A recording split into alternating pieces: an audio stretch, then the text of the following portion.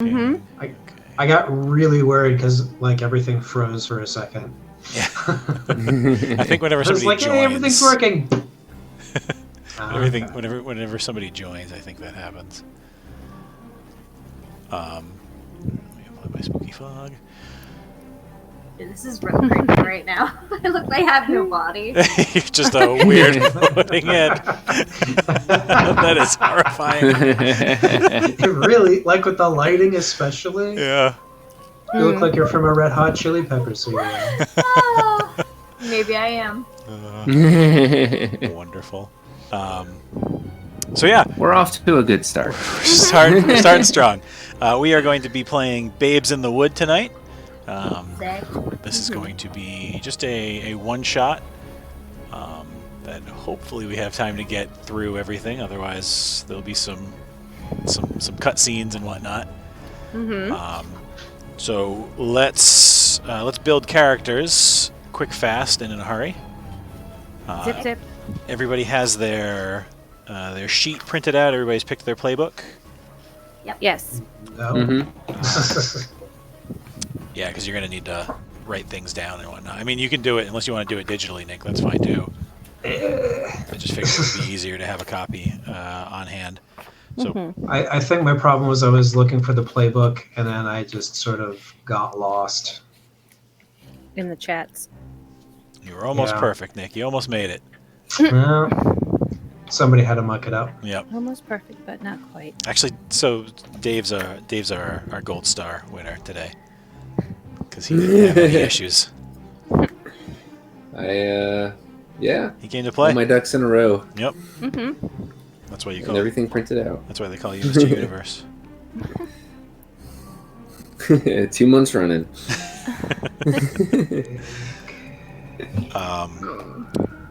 So Dave is going to be a big kid.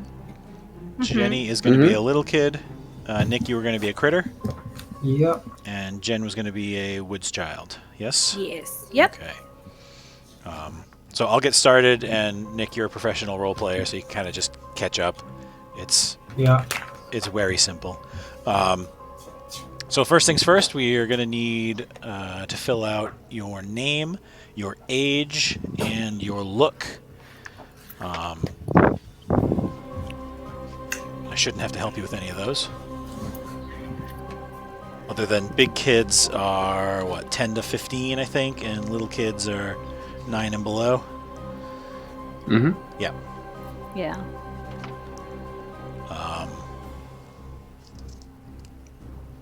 So, Dave, what is your kid's name?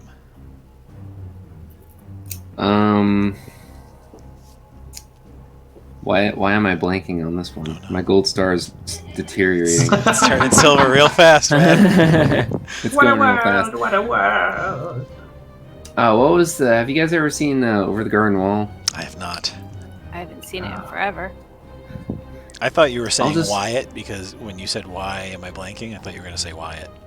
If that helps. Wyatt works. We'll just go with Wyatt. Wyatt, perfect. All right, Wyatt. How old is Wyatt? He is 14. Ooh. Definitely a big kid. Troublesome age. Yeah. All right. Jenny, you have a little kid. What's your kid's name? I can't hear you again. Aww. Oh no. Nope. She said Zora. Sorry. Oh, Thora. Sorry. I'm listening to you through a wall. No, it turned off or something. How close are you to the microphone? I can only hear her through the wall as well. I heard that. Heard that, yeah. Uno momento.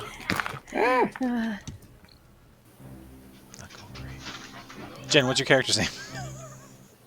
Aurelia. Aurelia, okay.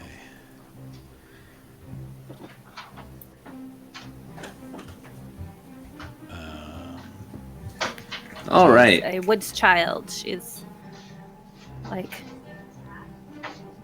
I put 7. but she's been there for a while. She Stuck in the appears woods. 7.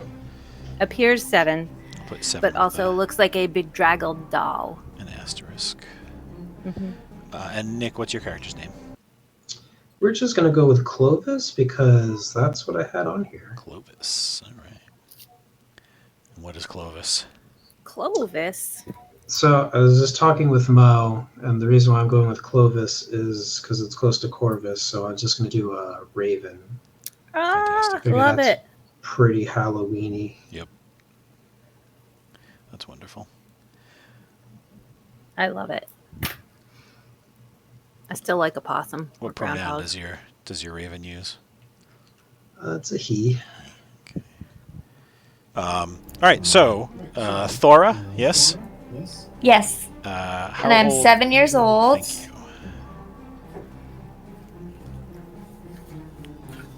you. Okay, so that is our step A. Step B is your scores, your ability scores. So there is Steam, which is your physical score. There is Noodle, which is your mental score. And there is Mush, which is your social score.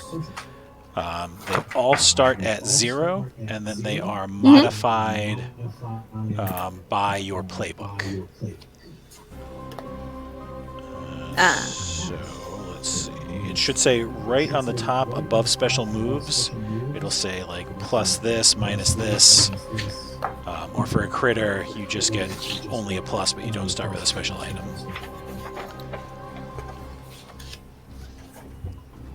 Let's see. So they all start at 0, you say? Yeah, all of them begin at 0. Mm-hmm. And then, so the big kid gets +1 steam, -1 mush. The little kid gets the opposite, +1 mush, -1 steam. Okay. Critters get +1 noodle and no minuses. And the woods child gets +1 to any and -1 to any. Okay. Why am I hearing a weird echo? That's from Dave and Jenny's speaker. Oh, okay. All right. No worries. It's the best we can do. Hey, no, it's okay. I just wanted to make sure I didn't have something set wrong. Because that's typically how I roll.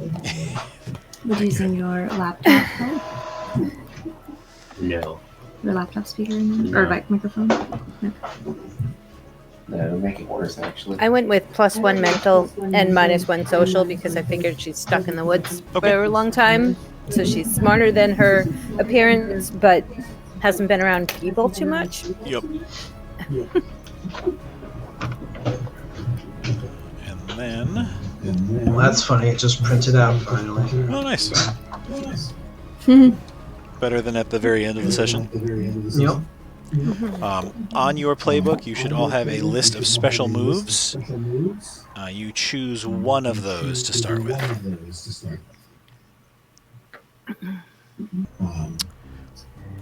While you're looking over your special moves, I'll go over harm. So how harm works is you have 3 levels of harm. All harm, whether it's mental, physical, or emotional, all manifests into the same pool for your character. So when you take a harm, you will jot down whether it's insulted, or exhausted, or frustrated, or however it works. And harm is cumulative. So if you have 1 harm and you take another harm, then you have 2 harm.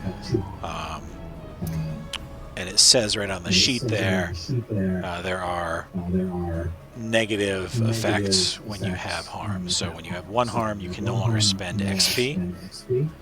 And you can spend XP on a number of things that it shows on the bottom of the sheet. We'll go over that in a sec. When you have 2 harm, you have disadvantage on all your rolls, which means you roll 3d6 and you take the 2 lowest. And then when you have 3 harm, you are incapacitated. Nobody dies in this game. There is no character death, but your character can become incapacitated for the scene, and you need your companions to help you out at that point. Okay. Does everybody have their special move picked? Yes. All right. Yeah. So everybody other than Nick gets to start with a special item or signature item. This is a thing that your character has with them. If you are a kid, it should correspond to whatever Halloween costume your kid is wearing when we play. So think about that if you haven't decided what your kid is dressed up as, or if they are not dressed up at all, then something that would resonate with the character itself. For a Woods child, Jen, you can pretty much pick anything that makes sense for the character. And your signature item can never be lost or broken unless you decide to give it away or throw it away. And anytime you make a roll that you can use your signature item with, you get a +1 to that roll. And all items work like that. So you can hold up to 3 items. There's not like carrying capacity or anything. It's just a max of 3 items. And normal items have 3 uses to them. Your signature item, like I said, it doesn't have any limited amount of uses. You can always use your signature item. But if you find something in your travels, that's what the little candy corn is there for. Each time you use that item, you check off one of the segments of the candy corn. And then once it has been checked off 3 times, the item is broken, but not your signature item. Okay. Am I missing a spot for the signature item? Nope, it's just one write of it? it's just one of the items, yeah. Oh, okay, gotcha. Okay, so next you're going to pick a hope. The hope is something that your character wants. It can be profound, like to be a better sibling, to realize a greater purpose, or it can be something as simple as eating a giant sandwich. I like the understand your body one. The hope is something that you work to during the game. If we were playing this in a longer term capacity, you would be trying to build to 5 hope, because when you get to 5 hope, you can leave the wood and go back home. But in this instance, it's more of just a character thing than a mechanic. Okay. So we just pick one? Yep. Just pick one, and you don't fill it in. You leave the little dot next to it empty. But yeah, you choose one of them.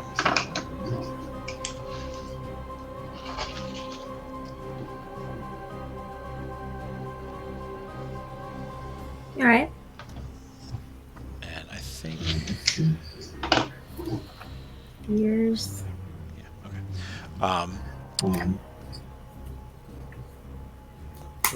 Next, we're not going to fill this out yet. We'll get to this in a minute, but there's a section with friendships, and you can write down the other characters' names there. The values are going to all start at 0, but those will change as we go, and it can go up to 3. So you fill out those little segments beneath the name. And then each segment represents, one solid number, so 1, 2, or 3. And when It might be a dumb question, but do you count? What do you mean? Does the DM count? Or No. Nope. Just the characters. Okay. Or there could be All right. NPCs that you could meet along the way that you can be friends with.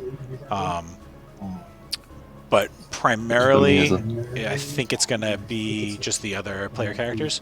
And that doesn't have to be reciprocal. Like Jenny, you could have a friendship of 2 with Dave's character because you idolize him, but then he has a friendship of 0 with you because he thinks you're like a little nag. So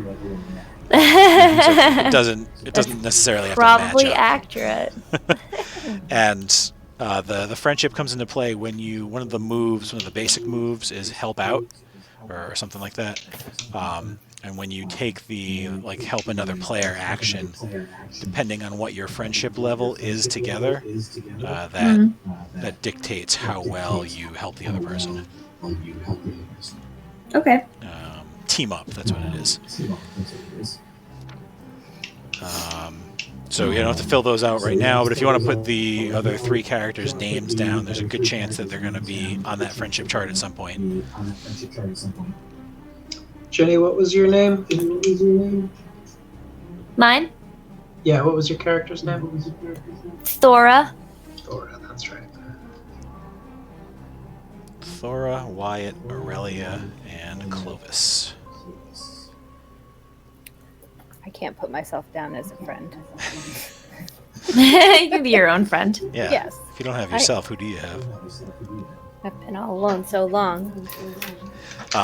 Next, you have your fear. This is something that causes you grief, makes you freeze up, something that your character is afraid of and will likely be confronted with during the game. So don't choose something that you yourself don't want to encounter. If you are a person who is deathly afraid of Vegetables. spiders, celery stalks at midnight.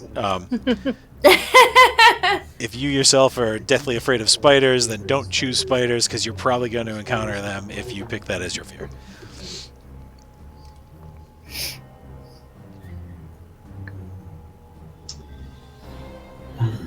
All right. Wyatt, what's your fear? Being forgotten. Ooh. Aww.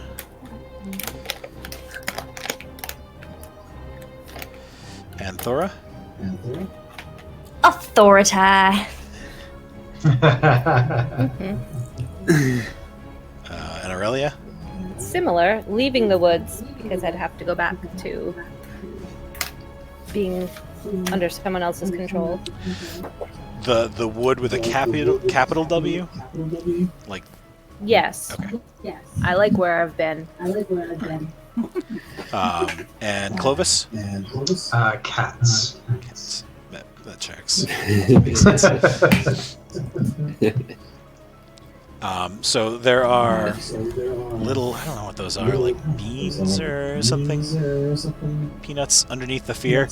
Coffee beans? Yeah, I have no idea what they're supposed to be. Pistachios? Fear beans. Fair beans. They are fair beans, and as you encounter your fear beans will grow and bloom into a fear vine. Ooh. No. That will eventually bear fear fruit. A fear vine. That's terrifying. Mm-hmm. The fruit fear smoothie. And as your fear increases, things can become more difficult for your character. Ooh. Okay. Next, there are 2 Reese's Peanut Butter Cup wishes down there. Everybody starts with 1 wish, so you can fill in one of those Reese's Peanut Butter Cups. And at any point in time during the game, you can spend your wish. And I want you to know, if we were playing in real life, I would give you actual Reese's Peanut Butter Cups. But I can't do that, so I'm sorry.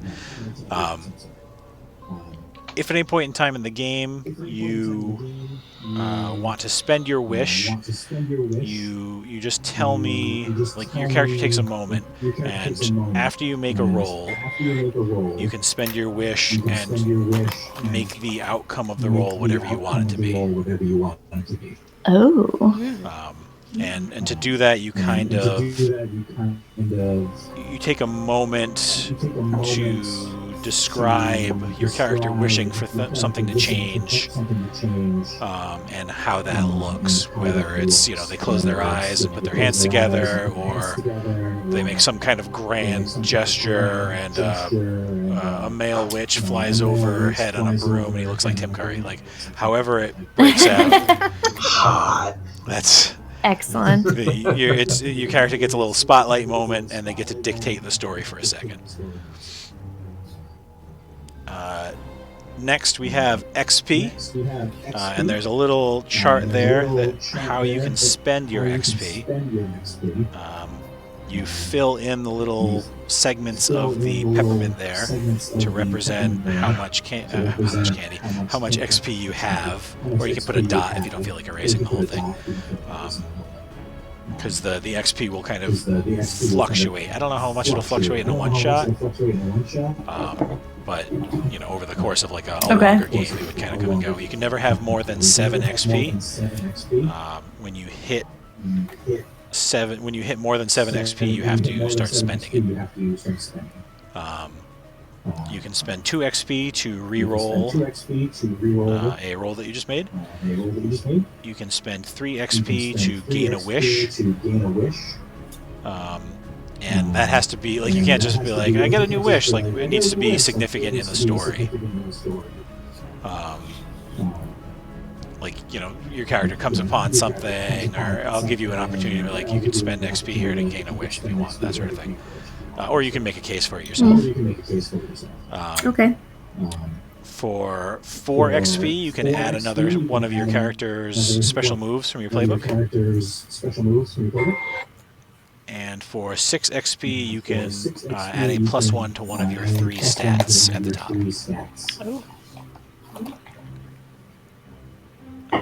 Everybody go ahead and roll a D6 for me right now.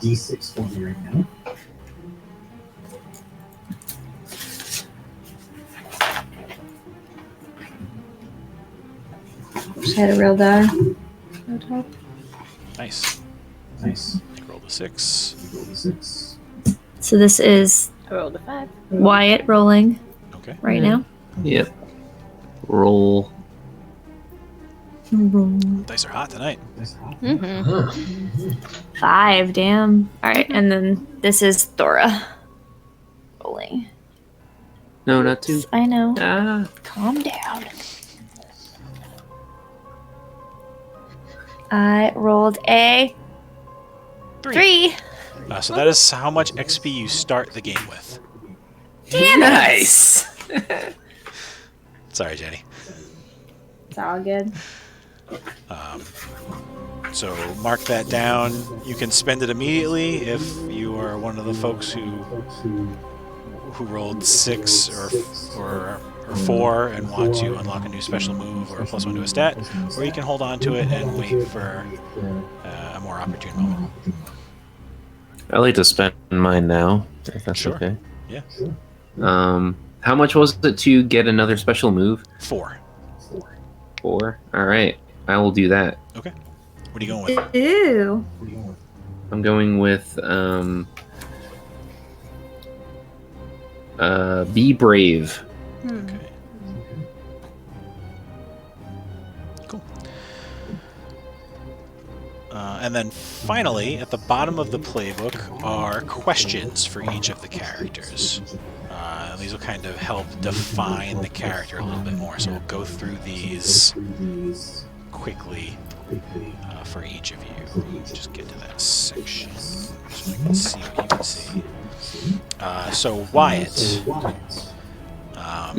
You think you're too old for trick-or-treating, but you went out anyway and ended up in the wood.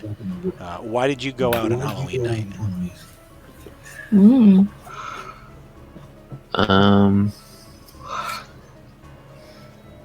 I don't know, I just wanted to rekindle a youthful excitement. Do you know, or well, you're gonna know Thora one way or the other, but are you related to Thora, or is she just kind of in the pack of kids that you're out trick-or-treating with? I don't know, honey, we related? No, she's just with the pack of kids I'm hanging out with. She's just the same, one of the kids in the same neighborhood. She's my neighbor. Okay. Yeah. Choose a trait that you're worried is proven true by this mistake. Arrogant, foolish, immature, or something else. So you're out to rekindle your youth. Sounds kind of either immature or foolish to me, but Well, if my special ability is lighten the mood, it wouldn't be foolish. So I guess I go with immature. Okay. So just circle that. That can come up later. Potentially. You have a hard rule about strangers that makes interacting with the denizens of the wood challenging. What is it, and why do you abide by it? Ooh. That's a good one. I would say I never trust anything with more than 5 eyes. So specific. And why don't you ever trust anything with more than 5 eyes? Because they can see more than I do. But 3 and 4 is fine. Yeah, 3 and 4 is fine. Does Wyatt wear That's glasses? within acceptable tolerances. Does Wyatt wear glasses? Is that why it's 5 eyes? Oh my god. Yeah, you gotta cover your own bases. 4 is okay, but 5 is right out. Yeah. It's right out, you know. It's beyond spectacles and a monocle. You Yeah. Which is excessive in and of itself, but you feel personally responsible for the safety of one of the other kids. Who and why? I think Thora. Thora is probably the default there, yeah. So you Maybe the gain default, +1 yeah. friendship towards Thora. Very cool. Thora, you did a bad thing back home, and you think it might be the reason you're stuck in the wood. What was it? Don't tell the others the answer yet. So, Well, I can't tell you then. no, you just think about it. Yeah, okay. And when when and if the moment feels right, you can be like, oh no, this is my thing. This is why, because I did this. Okay. I murdered a man in cold blood. 7-year-old. I had my Seven's a tough friends help me age. hide the body. And because of this bad thing, you feel guilt, emboldened, lucky, or something else. Choose one. I incriminated Feel a little priest. guilty, Okay. but also a little emboldened. A little bit of both. All right. We can skip the second question because it's not going to apply yet. Okay. You want to find the most special gift and to give to one of the other kids. Who and why?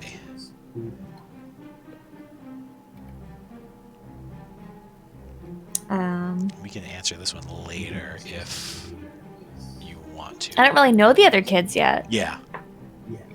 So, you're going to know them pretty quickly after we start. Okay. But if you want to hold on to that one, Okay. you can.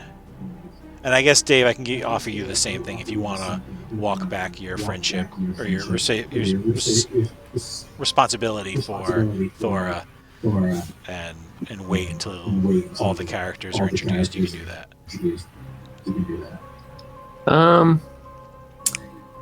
No, I'd say as like an older kid, it would make sense. Okay, You know, if cool. I was partnered up with Thora, Absolutely. I'd feel like some sort of responsibility and kinship. All right.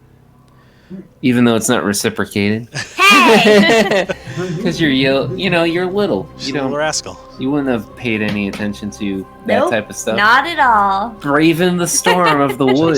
Sticking my tongue out at people. Yep.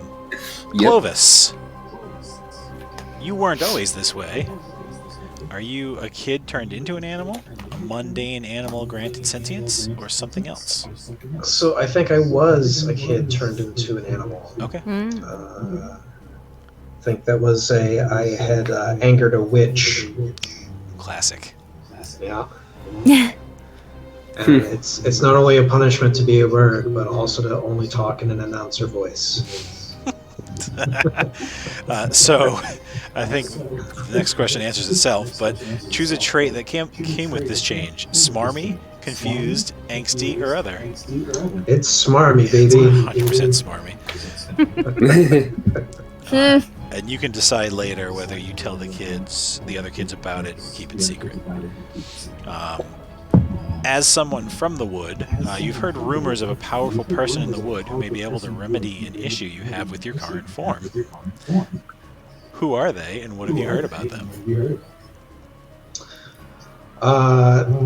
There is a man in a top hat and is somewhere in the woods.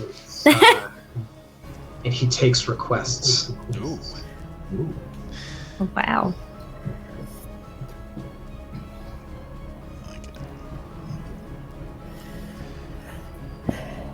So he's a DJ. And then you can, same deal, you can hold on to this one until later if you want, but one of the other kids gives you cause for concern, and you're keeping them in arm's length. Who and why? Ooh. And then you can gain +1 friendship with any kid other than the unsettling one. And then finally, Aurelia, you have a deep understanding of the wood and consider it your home. Were you born inside the wood, lost here so long that you forgot, or something else? I was lost here, and I have a vague memory of before, but not enough to know that I don't want to go back. Okay. Choose a trait that you've developed during your time here. Introspective, dubious, superstitious, or other. I'm thinking superstitious on this list. Okay. Yeah. Kind of like little kids, you know, if you walk by a tree that has moss, you have to pick some off and put it in your pocket. Or... Right. And one of the other kids has a strange personality trait that you can't make sense of, but badly want to understand. Who and what? And you can gain +1 friendship with them, so you can hold off on that if you want as well. Okay. All right. I think that is it. Oh, finally, one last thing. It doesn't need to be defined now, but think about a catchphrase that your character would have. Once per hollow, there's like, so in the wood, the magical wood, there are hollows, which are like little pockets of civilization that the bad things in the wood cannot generally come into. So once per hollow, you can use your catchphrase, and I believe it gives you advantage on a roll. Ooh. Nice. So Okay. you don't have to come up with it now. You kind of think of it on the spot and then decide that that is your catchphrase. Okay. Or if you have... What does everybody look like? Have we gone over that? No, Did I miss that? There. We haven't gotten there yet. Oh, okay, I'm sorry. No problem. I'm going ahead. Yeah. I didn't know if I missed it during the like half an hour of tech issues I was having. Nope. I like to do that as part of the introduction. Ooh, Just the okay, cool. catchphrase thing, and I noticed. I'm excited. Catchphrase. There was like a little section on it. Oh, there it is. Oh no. So once per hollow, when you say your catchphrase, you gain a wish. Oh. Ooh. Cool. So when you tell somebody to not have a cow, man, you get +1 wish, and you can never have more than 2 wishes.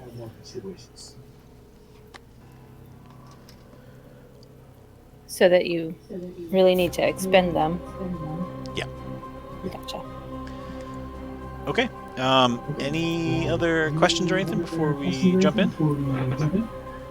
I guess about the wishes, do you automatically start off with any? You start with 1. Oh. You start with just 1? Yep. Okay. You start with 1 automatically. Okay. And I suppose if you wanted to use XP to buy one at the start of the game, you could do that. Before we started playing. Because I think it was 3 to buy a wish. Real quick, I am gonna get one of my other special moves. I've decided. Can you hear okay? I'm gonna do the reach out. I don't know. Okay. Everybody ready? Yep. Oh yeah. All right.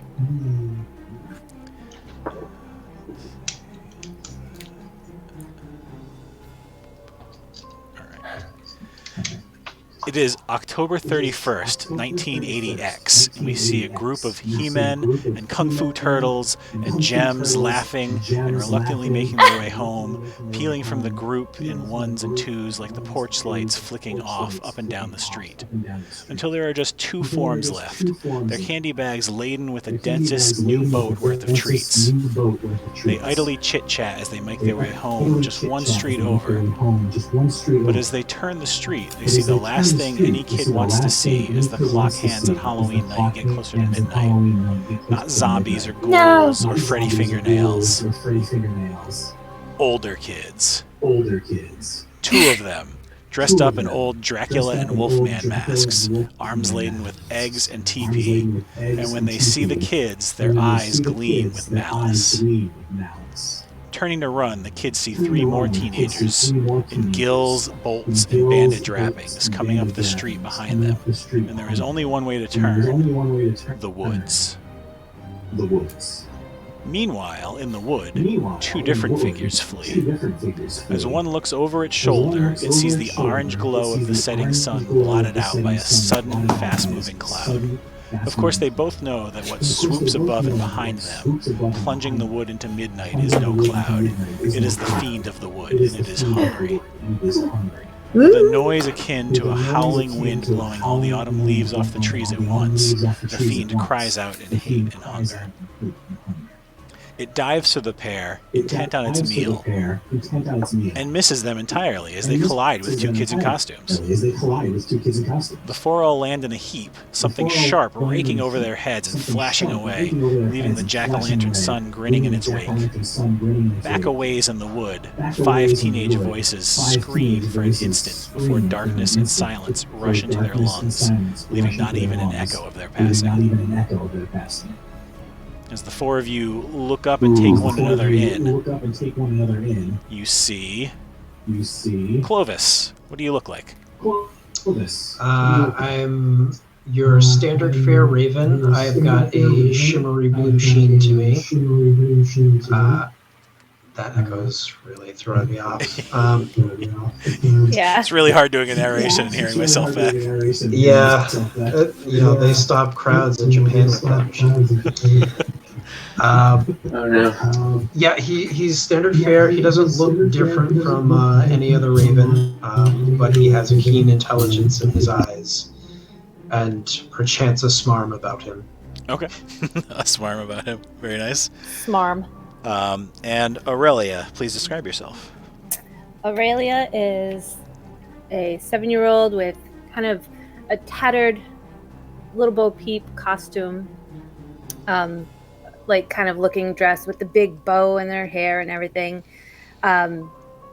She's definitely not of this era, and she's a little bedraggled. The dress is a little shreddy, and she's barefoot, even though it's probably chilly in the woods. But yeah, like thin, very stringy blonde hair with a big bonnet. She has one of those big bonnets. Okay. So the two of you were running from the fiend, and it seems you have escaped, and you have bumped into a couple what you would immediately recognize as normal human children. And Wyatt, what do you look like?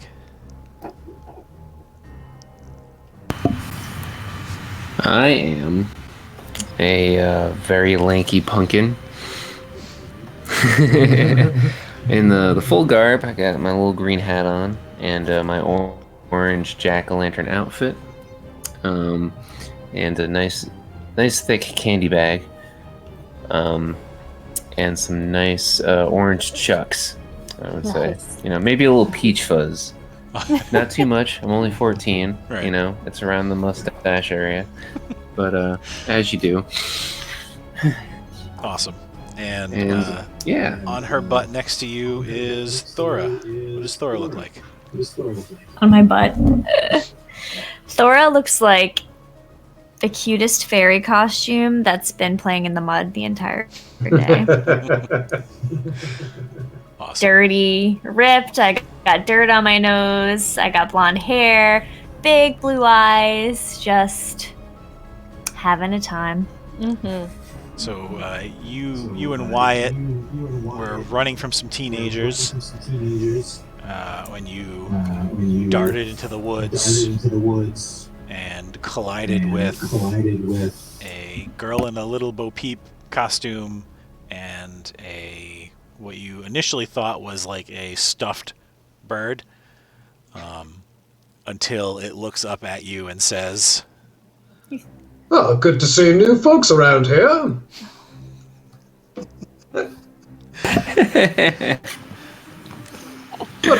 What are you doing in this part of the woods? Oh, Clovis, you can't. Nothing. and you guys look up and you notice the two kids. You notice that the sun is up. It's setting, but it's up. But it was just nighttime, like a second ago. And the other thing you notice is that the sun, it's like this glowing orange, pumpkin-y. It matches Wyatt pretty well. But if you as you kind of look at it, it looks a little funny, and you notice that it's because it is in fact a jack-o'-lantern. There's like a big glowing jack-o'-lantern. Ooh. Nice. That's no moon. You get the feeling that you're not in Kansas anymore. Mm-hmm. Well, I mean, there's no use in hiding anything. Go ahead. Introduce yourselves. I'm Clovis, by the way. Pleased to meet you. Hi. Clovis, I'm talkative. Yeah, he's talkative, all right. What's up? I'm Wyatt. I'm hungry. Got any candy? There's some in your bag. Yeah. Well, I seem to be mostly without pockets, I'm afraid.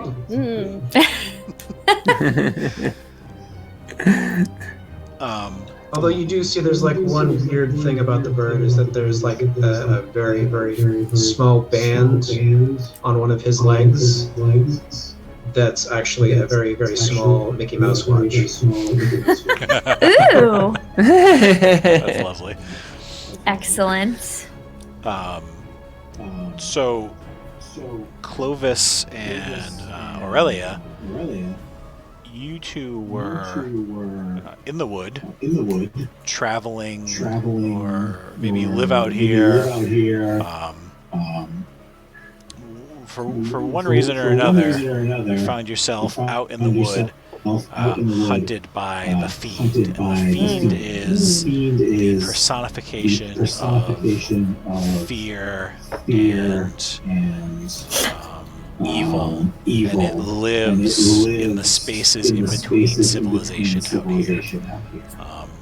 However, judging by the screams that you heard off in the wood after it missed you, it's probably sated for now, but you probably don't want to stay out here all that long. Were we probably rushing to another hollow before the sunset? Yeah, I think in fact Clovis had Raven's Glen in mind. It is that makes sense. The nearest hollow. And Clovis might even live there, actually. Quite frankly, I think it's the best place to stay.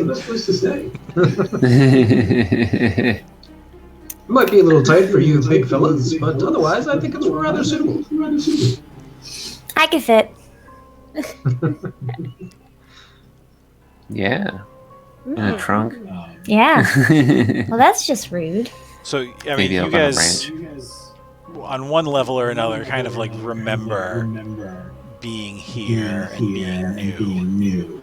and not knowing what the heck is going on. And I figure these kids have no idea what they've gotten themselves into. And the kids, I mean, you were just on your own street, and now you're somewhere where the sun is a giant jack-o'-lantern, and a massive shadow thing tried to eat you a second ago.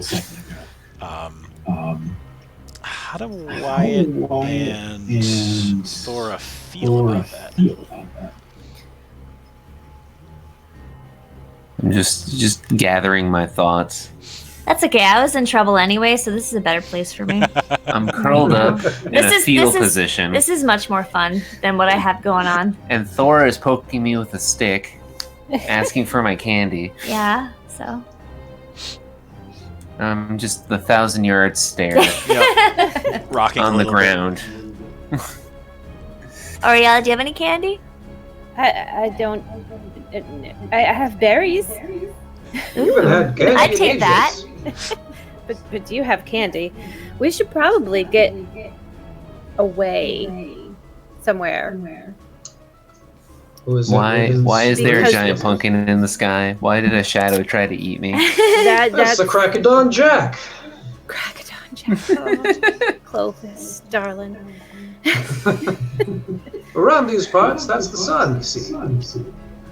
And why does my pumpkin outfit smell? Look out even more. But I think you peed a little. the best thing you'd be looking out for is a giant shadow demon walking around the place.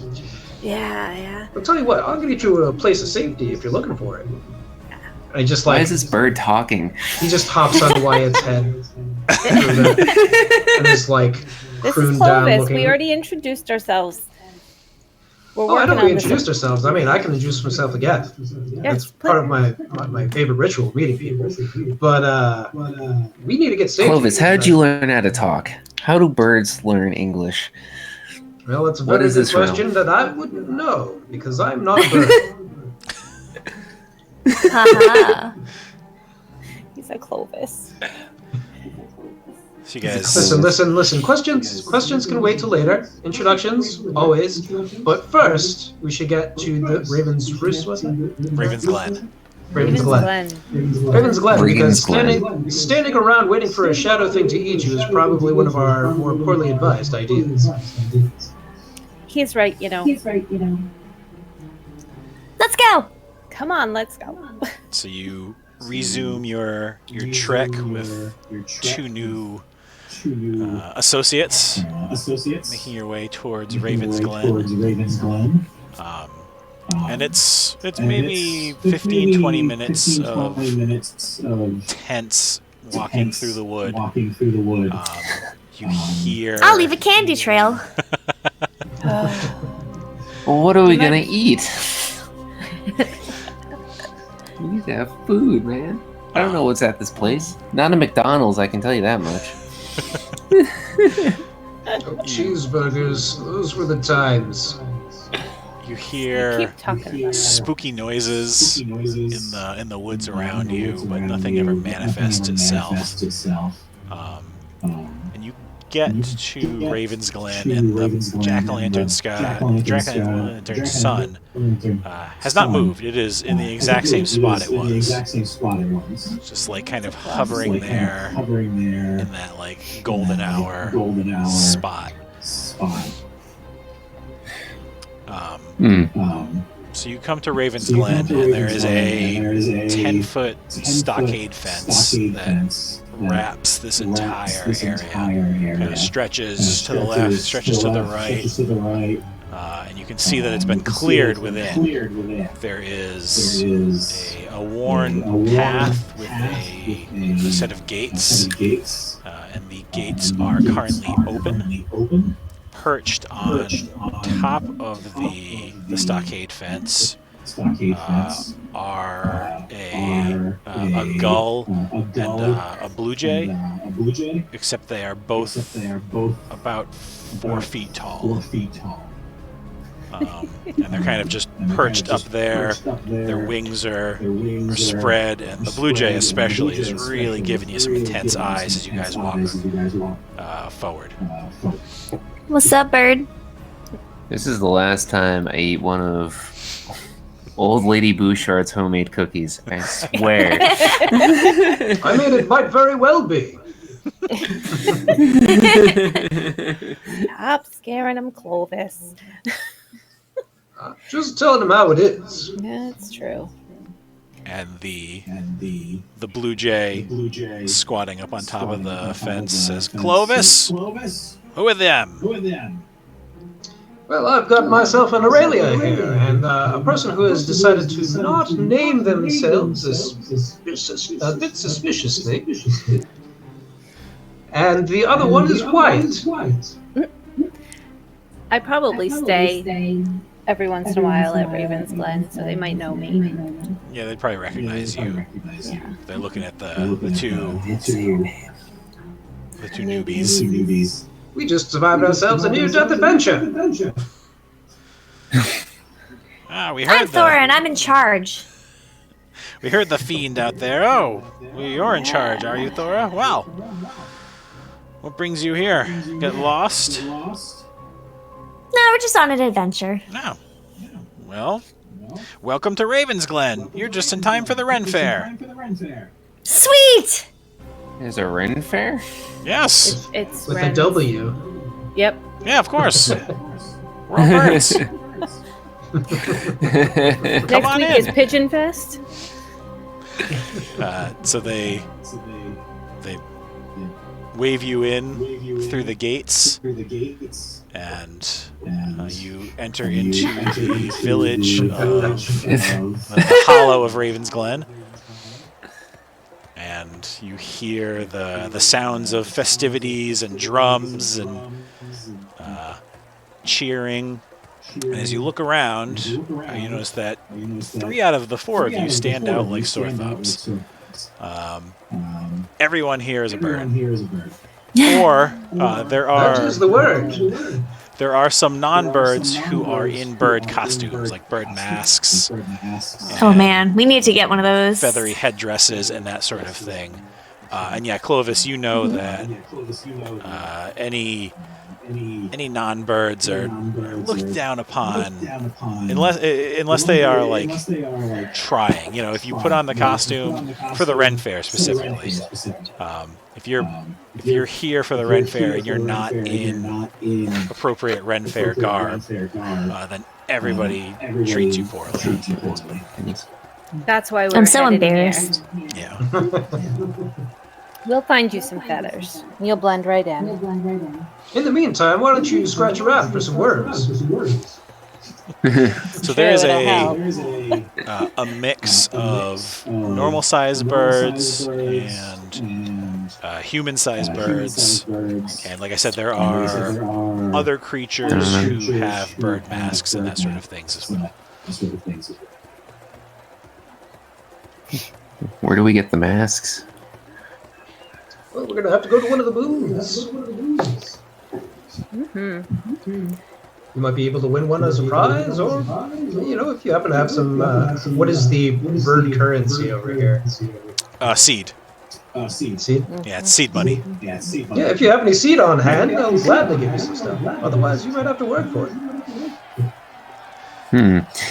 So, why don't I check my candy bag for some sunflower seeds? Because sometimes that happens. That's a good thought. Yeah, right. I'll rummage through this. Yeah, so you rummage I've got through 3 seeds. 3. Where'd you get those seeds? They're in my pocket.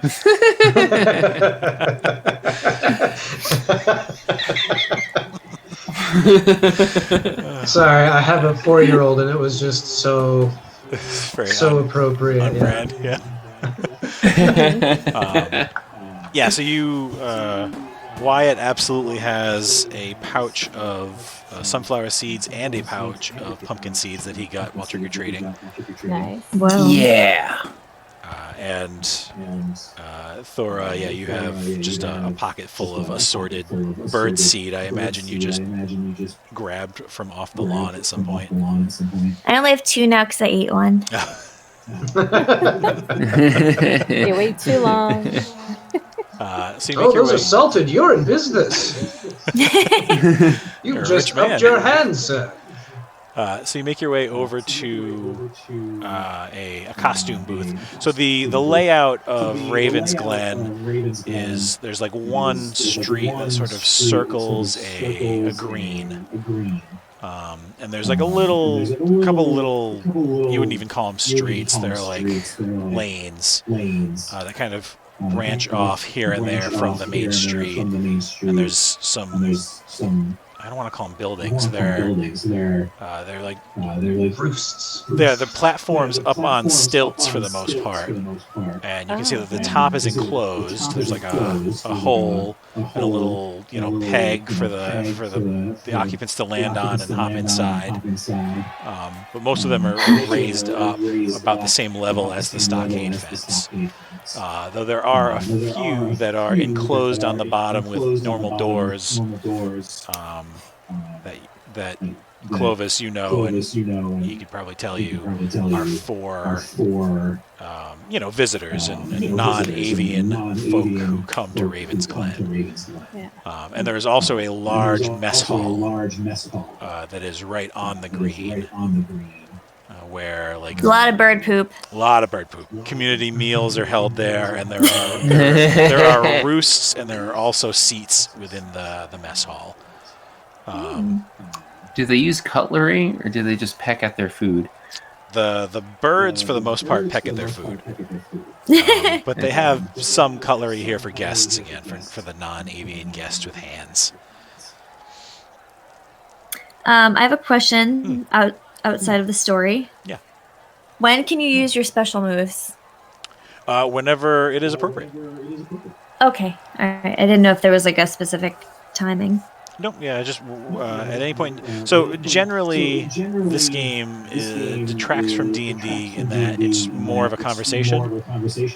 And then if something comes up that you feel should be a move, or I say, well, that's going to be a move, then I will make you roll for it. Okay. And yeah, I mean, Gotcha. if there's something where you're like, well, I can use my special move here to ensure that I'm going to succeed, then you can do that. Okay. Gotcha. It's Thank pretty you. like kind of free form. Okay. Nice. All right.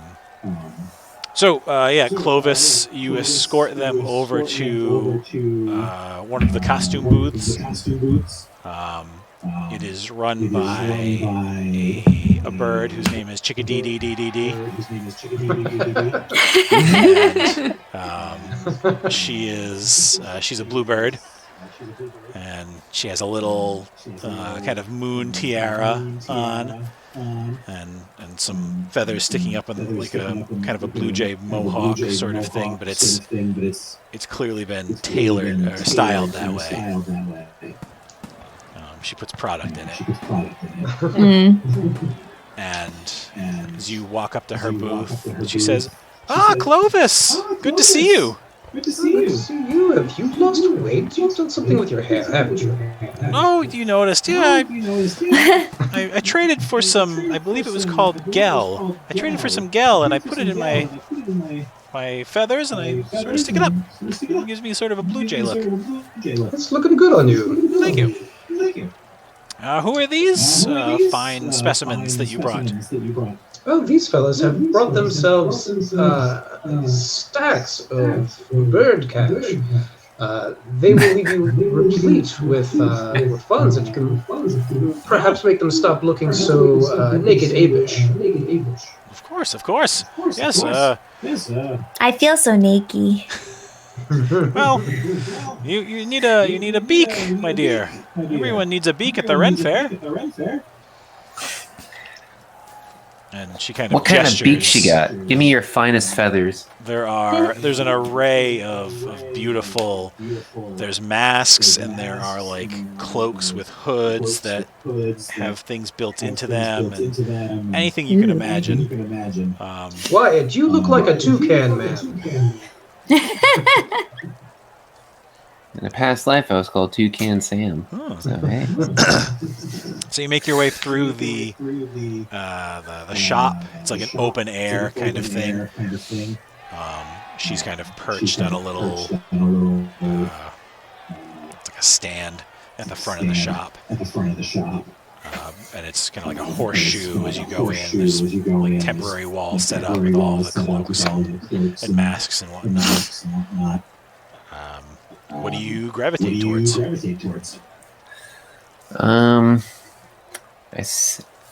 I see one that is a cloak, but it's very steampunk looking cloak. It's got a lot of like nice intricate patchwork, almost rune-like qualities, and the beak is iridescent, but a very dark one. You know, it really glints. Fancy. Really glints in that orange light.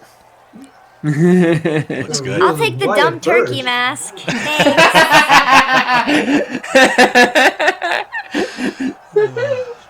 The turkey looks. I mean, this is it's a family-friendly game, but the turkey mask looks a little suggestive. Oh yeah. And it's. What does that mean? It's uncomfortable to look at on a 7-year-old, but none of you get it, so it's okay. And what does Aurelia pick out? Aurelia goes for a short cloak, like a half cape kind of thing that looks more like a little hummingbird, kind of iridescent. Okay. Yeah. Ooh. I'm a little jealous of your fairy wings. I've never seen anything quite like that. I'll make you some. Ooh. I just need to find the right materials. I don't know if they'll find that around here, but we'll try. So Chickadee says, you seem like you're new to the wood. I've never actually met any children who've wandered in, but I've heard it happens from time to time. Yeah, we were in the woods and bumped into them. Running from the fiend. Scary business. What can you tell us about the fiend?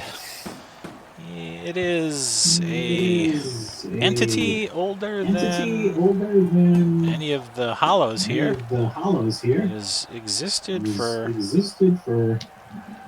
longer than my grandmother's first set down straw here. That's old. Probably older still. It seems to just get more and more powerful as the days go by. Bummer, dude. You would you'd do well to go back home if you could. Or have you... Any idea on how to do that? No. As I said, I've never actually met any children from the other place before.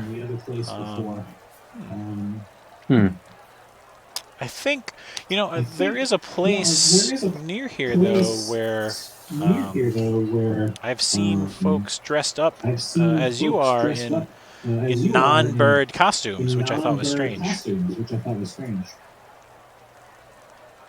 Oh, where would that be? She kind of points. It's about half a day that way as I fly. All right. It's probably a long way. It's a long walk.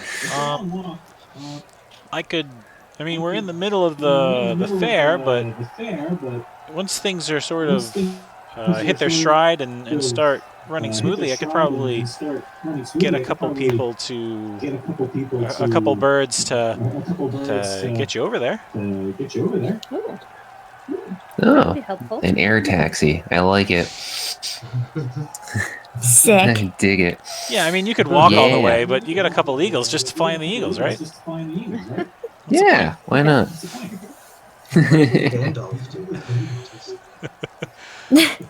Why didn't Gandalf do that? Those books would be pamphlets. Who's Gandalf?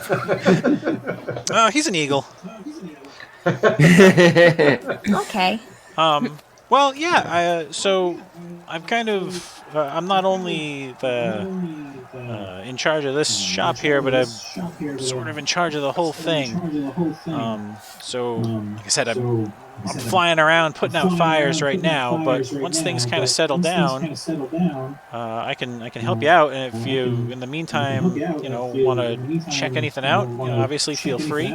Clovis can show you around, and if you see anybody that needs help, that'll be just that much sooner that I can help you out if you help them out. Do you need any help? Not that I am aware of at the moment. Okay. She's like, Do you need a hug? I'll take a hug, sure. Just be gentle, because I have hollow bones. Okay. Very gentle hug. Ready? Ready. Squeeze. Hug. You Ah. hug a bird. You've never hugged a bird before. How does that make you feel? Amazing. She's very light. 4 foot tall bird. I've tried to hug birds before. They always run away, fly away. This is like a dream come true. Yeah. It's nice. So how much do we owe you for all the masks? Call it 4 seeds. Any particular variety? You get pumpkin, I prefer those. Seasonal, 4 pumpkin seeds. Oh yeah. Beautiful. Here you go. Thank you. I'll take 3. Gee. Here's a Snickers instead. Thanks. Wyatt. So she pecks one of the seeds and then scoops the other 3 into a little pouch that she has. She's like, yeah, so just kind of wander around and enjoy and keep an eye out for anybody who might need. And then before she finishes the sentence, a big red, like a 4 foot, 5 foot red bird with big puffy bird cheeks comes flying over and lands, and he's out of breath. Like, chickadee-dee-dee-dee-dee. I can't find my mice. I don't know where they went. They're up next for the circus, and they're gone. I'm not sure where they went. And his voice just gets more and more high pitched as he's talking. And she kind of just looks at the 4 of you and gestures.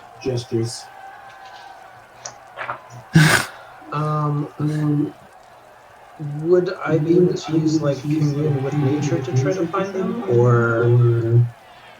Yeah. How would you do that? Well, since I am a bird that mimics, I will start chittering mouse noises into the air and see if I can get a response. Okay. Mm. Make a roll for me. So it's 2d6? Yep. Okay. And you add whatever it says to add. New dough? Is NDL? Yeah? Yep. So 2d6 plus 2.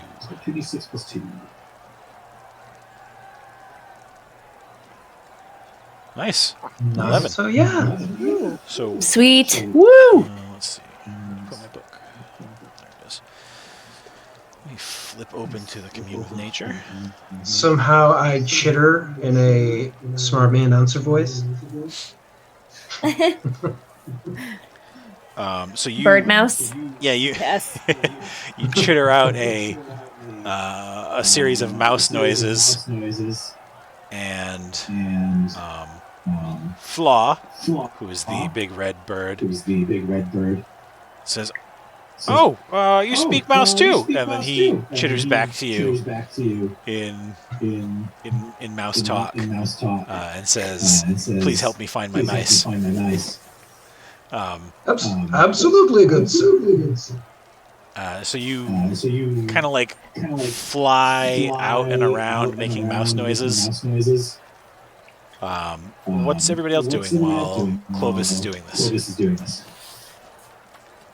I'm trying to put on my my hood I seem to be having some trouble with it. Oh no! So I keep like fumbling and bumbling, and I fall down to the ground, and still trying to put the mask on the whole time. And Fla kind of is like looking at you. He's like, "Is that guy okay?" Or... Yeah. He'll be okay. And Chickadee says, "He's new here." Oh, Yeah. solid bones don't help. No, they do not. Can I? Okay. I was gonna say, can I do the take a gander? Sure. But I don't know exactly. Just so maybe I can spot some of them. Yeah. Hiding or eating cheese or something. So it's 2 plus my noodle, which is 1. Correct. Wow. Yes. With that. Hey. 11. That's an 11. 11. All right, so when you choose 2. take a gander, you look around and choose 2. You infer something important about the folks who live in the area. You notice an item that piques your interest. You describe what it is, and you describe how it is not quite within reach. You see someone you could help or that could help you. Or you notice something dangerous that would be wise to avoid. So choose 2. Oh, okay. So I would say the item that piques my interest. Okay. Can I? What is that? Can it be 2 of the same thing? No, you choose 2 different ones. Okay. All right. Is it cheese? I was thinking it was mouse poop. Mouse poop. Follow the trail. Spectacle. Very good.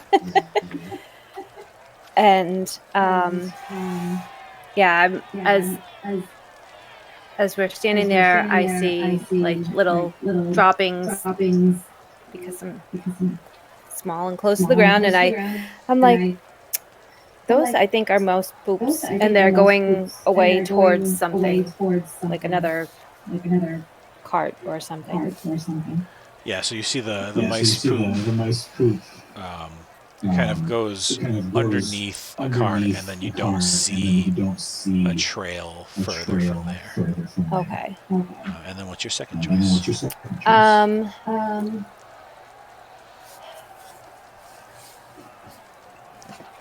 Maybe someone. I don't know. Do they have like sanitation workers? Sure. Yeah, they've got gulls. You know, that they're used to pest removal. Seagulls. Yeah, there's gulls who clean up the trash. Yep. I love it. Appropriate. So that's someone who could help you? Yeah, maybe they have a known area that's infested with mice or something, so maybe there's like food or things that attract the mice in a certain area. Okay. So yeah, you meet Ra, who is one of the gull sanitation workers. And you see he's got a dustpan, and he's sort of like dusting up this trail of mouse poops, shaking his head. Flaw lost his mice again. And he's screwing him up, and he looks up and he's like, "Oh, hi there." Hey. I see you're cleaning up the mouse poops. Yeah, always cleaning up the mouse poops, man. We're trying to help find the mice. Do you know where? What's his name? Flaw. Flaw. Yeah. Flaw. Do you know where he usually ends up finding them? I mean, usually they're in the mess hall eating stuff, but I just came from there. I didn't see any mouse poops over there. Well, we seem to be coming at the mouse poop trail from different ends. Where did it start? He kind of like turns and looks. He's like, "Where did I start that? Oh, you know what, actually? Oh, no. I was just over by the. He points like kind of the opposite. So there's like a stage set up, and he points over at the opposite the stage is the joust field. Where the ostriches joust each other. Yes. And it's like it was actually it was over. I noticed because I was setting up the tournament. And I noticed it over there. Okay. So guys, maybe we can look over near the joust.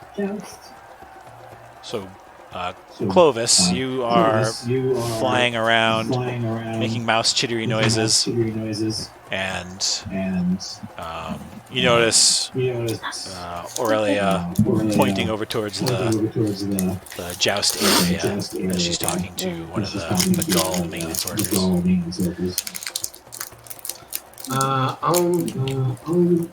Since I don't really have any better ideas, but if she's pointing that way, I'll start chittering in that direction. Okay.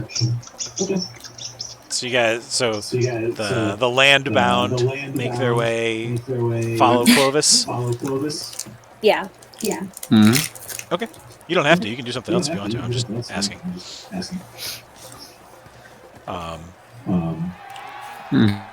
I guess I'll do my stumble upon because I can't pay attention to things. Okay. So what does Thora end up doing instead? Well, she takes a walk down sort of near the jousting field, but down like another little back alley where there's plenty of cool like foliage and garden stuff going on. It's just really pretty. Okay. And she decides she likes it down there. But then she may find something valuable. I guess I will roll. All right. Yeah, so you're kind of making your way down. There's like a little area with a grove of apple trees that have perfect branches for perching upon. So that is 2d6 plus your mush. My mush. Musher. Which is 1. Oh! Whoops. Sorry. Okay. I think 3, right? Maybe. Wow. Wow. Well, you rolled 3. Wow, man, the dice are hot. Jeez. You should have only rolled 2, but it doesn't matter because you Oh. rolled a 5 and 2 6s. So Sorry. that's all right. Yeah, so you would have rolled 2d6 and then added whatever your mush score Add is. your mush. Yeah. Okay. It doesn't count as an extra die. Correct, Okay, yeah, now I you get just it. add the score to it. But since you rolled at minimum an Gotcha. 11, Yep. so let's see. On Stumble Upon, choose one. You find something valuable or useful, you find a clue or something fortuitous, or you find someone in need of help. Ooh.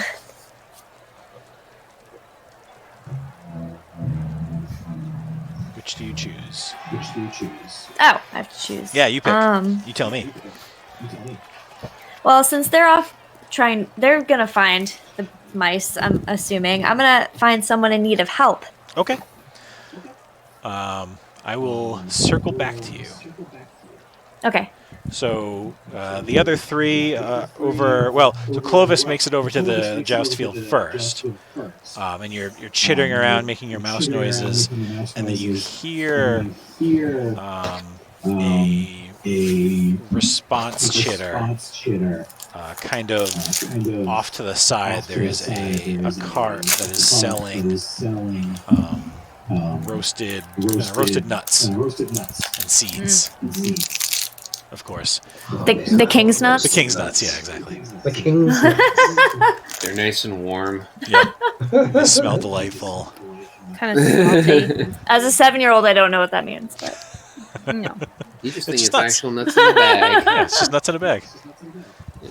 It's a Yeah, I sort of like perch on top of the stand, and I start chittering, and in mouse I say, Marco. You hear a very small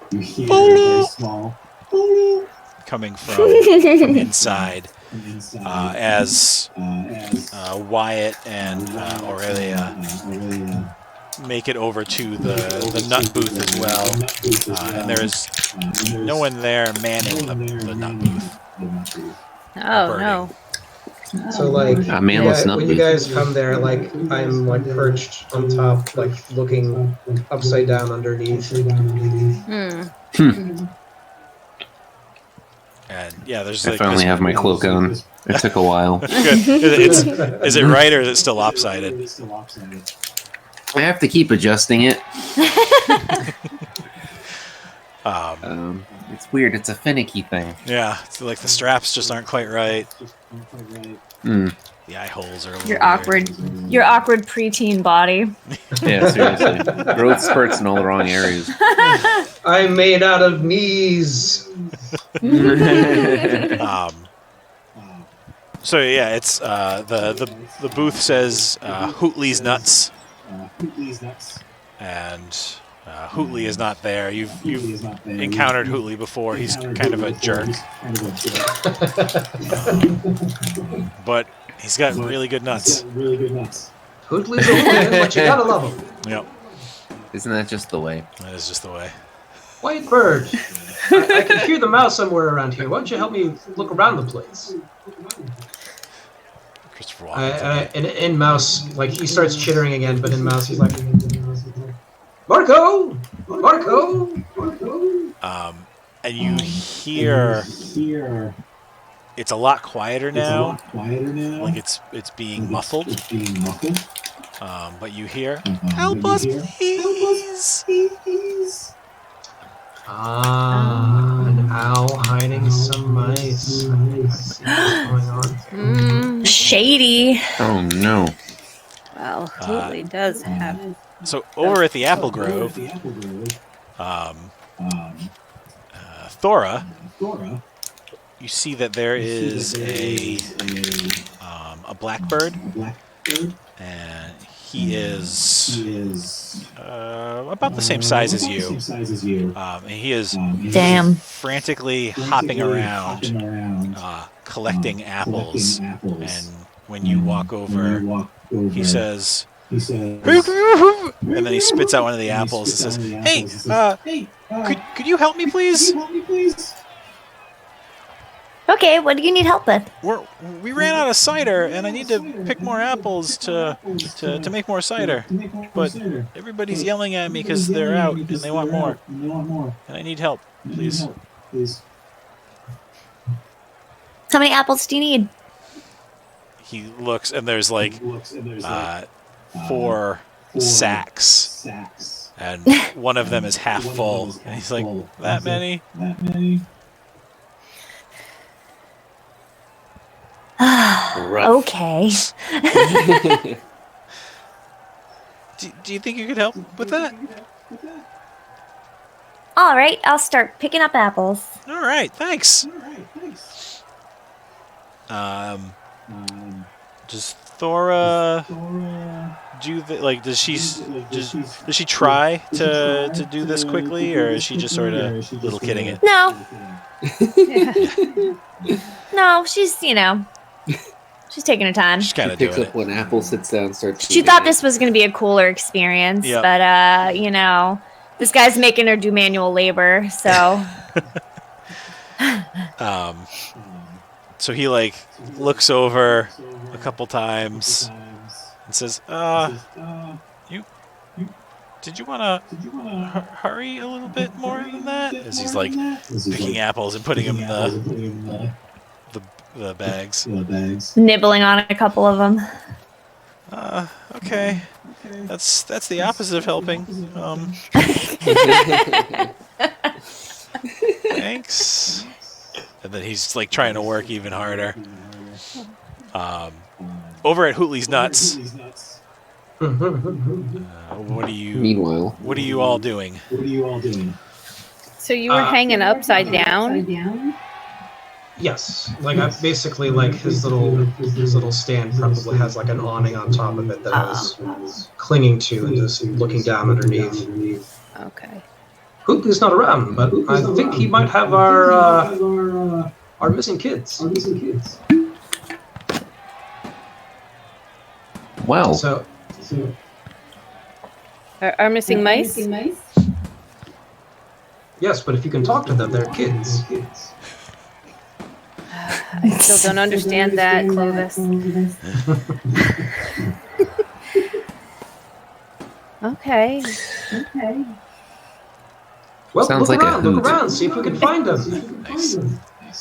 So there's like Keep an eye out. There's a kettle out front that like the nuts get roasted in, and there's like pegs with like where the nut sacks hang. And Wow. thank you. Behind that there is a cart, like a traveling cart sort of thing that is enclosed. And it sounds like the squeaks for help are coming from within. From inside. They're coming from the squeaks are coming from inside the cart. Oh my God! Get Let's out of kick the cart, right now! Teenage angst. Can I just curb stomp the cart? It's like Just kick it right down. a pretty sizable cart. It's Dude, it's don't kick it down. You're just gonna get all those nuts dirty. I didn't think I was going to be making a bunch of nut puns tonight, but here we are. Here we are. Aurelia, take a look through here. See if you can find anything. I don't have those hands that are so useful. Yeah, so there are on each side of the cart, there's a pair of windows that open out that are currently shut. All right, well, let's open them up. Yeah. Do you want to boost me up? Because I can't reach those. Yeah, sure. Or am I tall enough to do it? Yeah, Wyatt's tall enough to do it. Oh, okay. Well, that. All right, cool. So I'll walk over and open it. And they don't open. They're locked. They're locked? They are locked.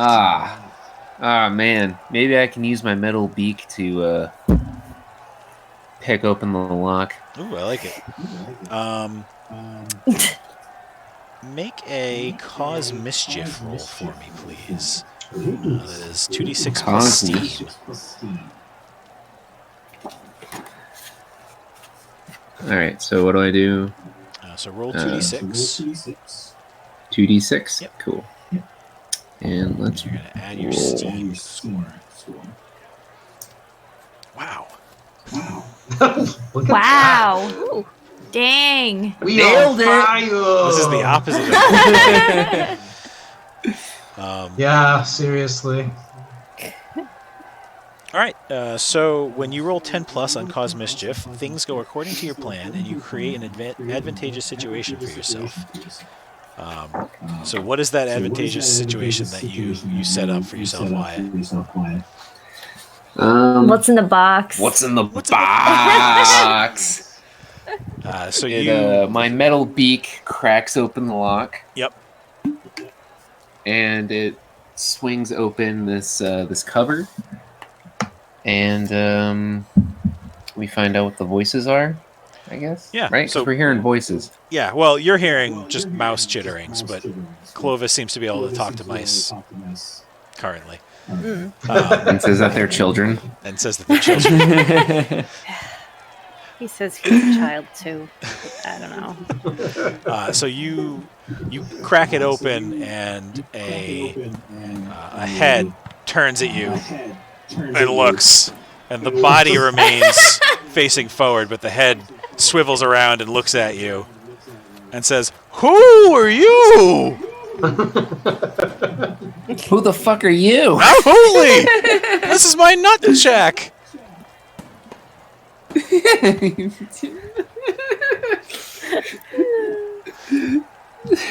What are you doing in a nut sack? Shack! Shack. Shack! Shack. Nut shack, baby. Nut shack. Nut shack. Baby nut shack. Shack. Cashews. Roasted. Wow. Beautiful. I'm proud of that. I wish Thora was here for this whole exchange.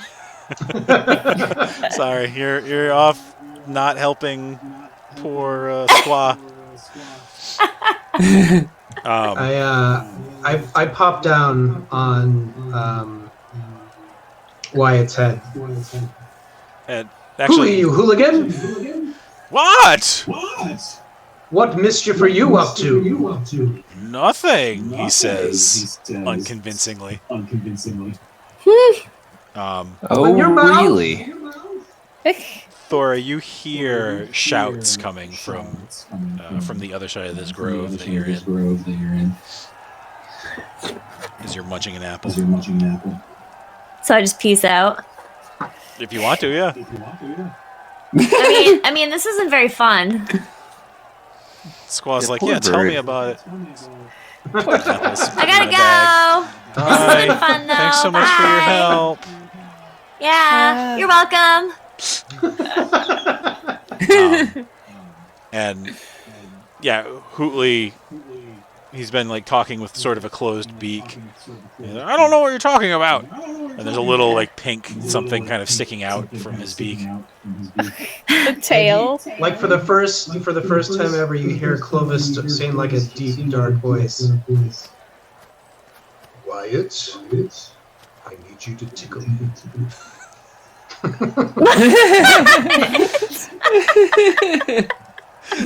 Saying that with that mustache is out of control.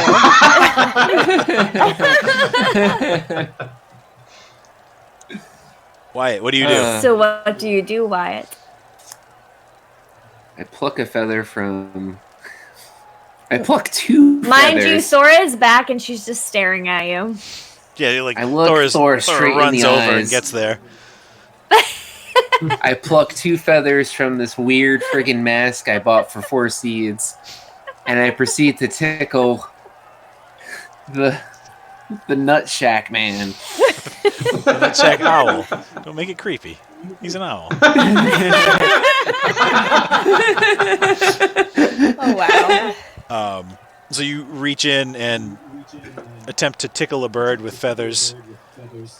I feel like that's a roll. I feel like trying to tickle a bird with feathers is a roll. But what That's kind a great of roll? sentence. Unless you have any special moves that fall in here, I'm going to say it's going to be another cause mischief. Activate your tickle people power. I wish that was a thing. I got lighten the mood, but That could make sense here that's too. more, Oh, you know. I'll let you pick. You can cause mischief or you can lighten the mood.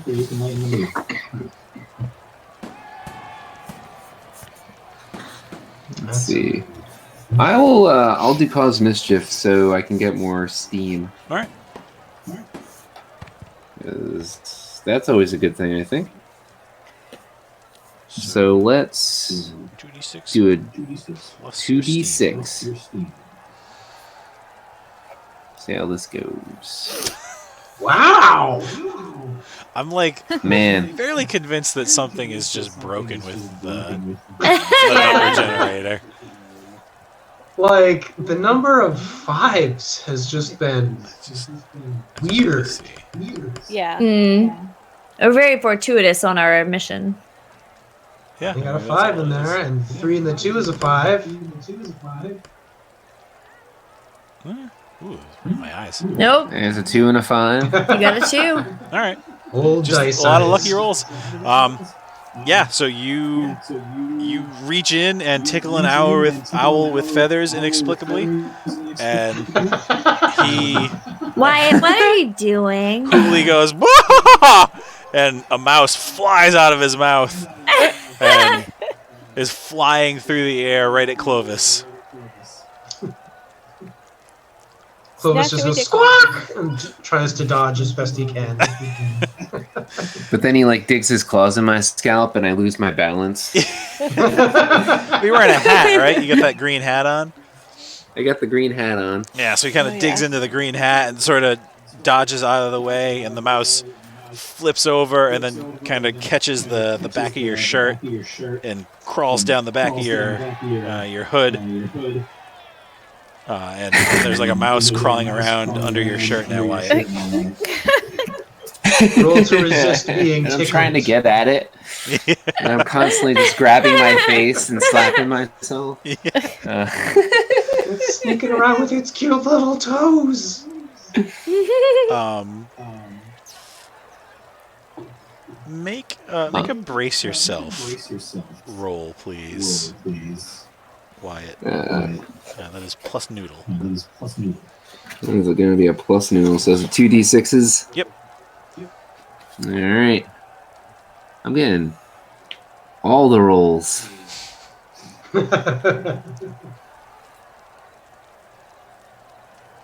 Ooh. What is it? Not so high. Oh wait, no, that is high. That's pretty good, but what's your noodle? Not 10. Sorry, boo. What's your noodle? What's my noodle? 0. 0. Okay, so straight up 8.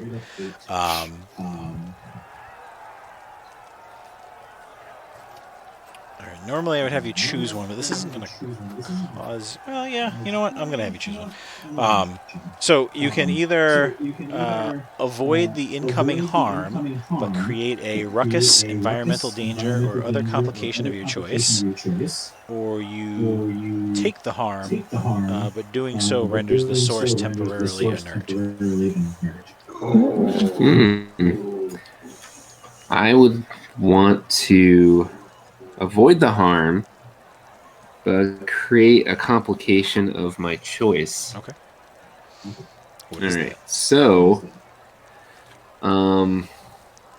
so the mouse in this fancy head garb that I can never get to fit right triggers something, and it causes it to glow.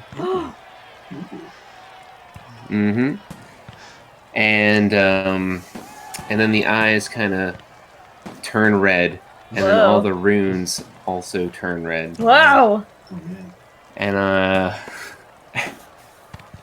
then I don't catch the mouse just yet, but then I'm like, what's happening? All right. So the mouse sees its way out of your clothes and kind of scoots away and is just like crouched over by Thora's ankle, just panting, terrified little mouse. And Hootley is looking incredulous at you. Still, his body is still facing the other direction as he's looking out the window that you cracked open. And he says, "I have no idea how that got there. That's not mine, I swear." Oh, I definitely picked that mouse up and give it a big hug. Aww. It's a normal mouse, so it is just like shaking uncontrollably, but it doesn't try to flee because it's well trained. Of course not. It's hugs. It's a well-trained mouse. Also, Aurelia, I made you some wings. I got wings? I made them out of apple bag muslin and some sticks. They're beautiful. And in the distance, you see Squaw the Blackbird takes flight with one of the bags, and then there's just the apples just pour out of it, and he goes, Poor Squaw. No regrets.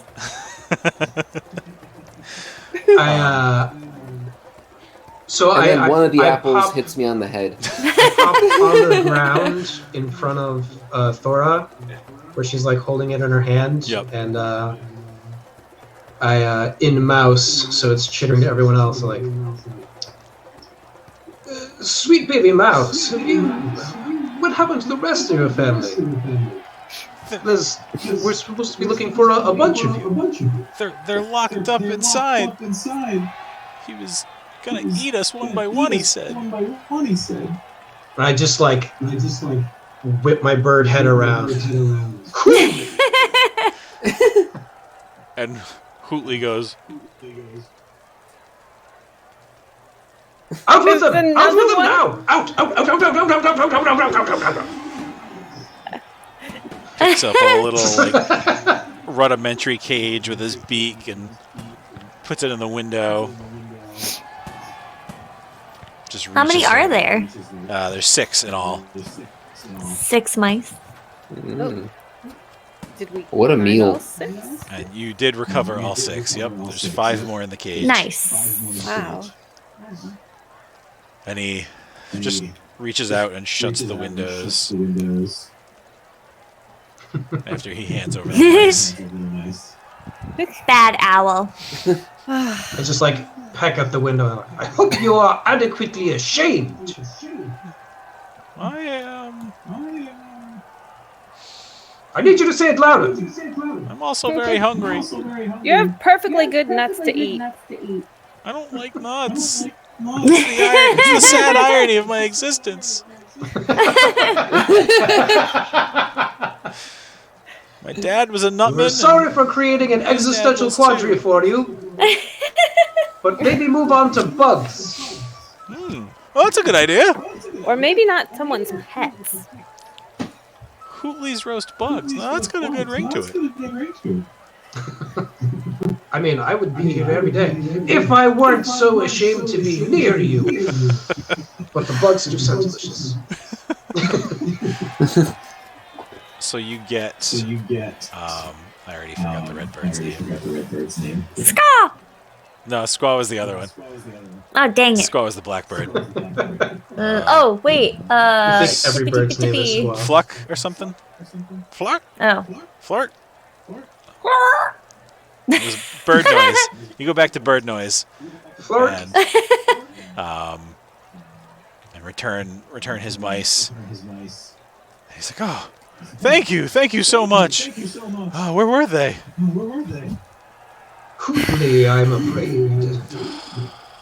Seems that Rapscallion had himself Snack. notions of having himself several snacks. He poops a little bit on the floor. And a gull comes by and sweeps it up. Poops in shock. It's part of the job.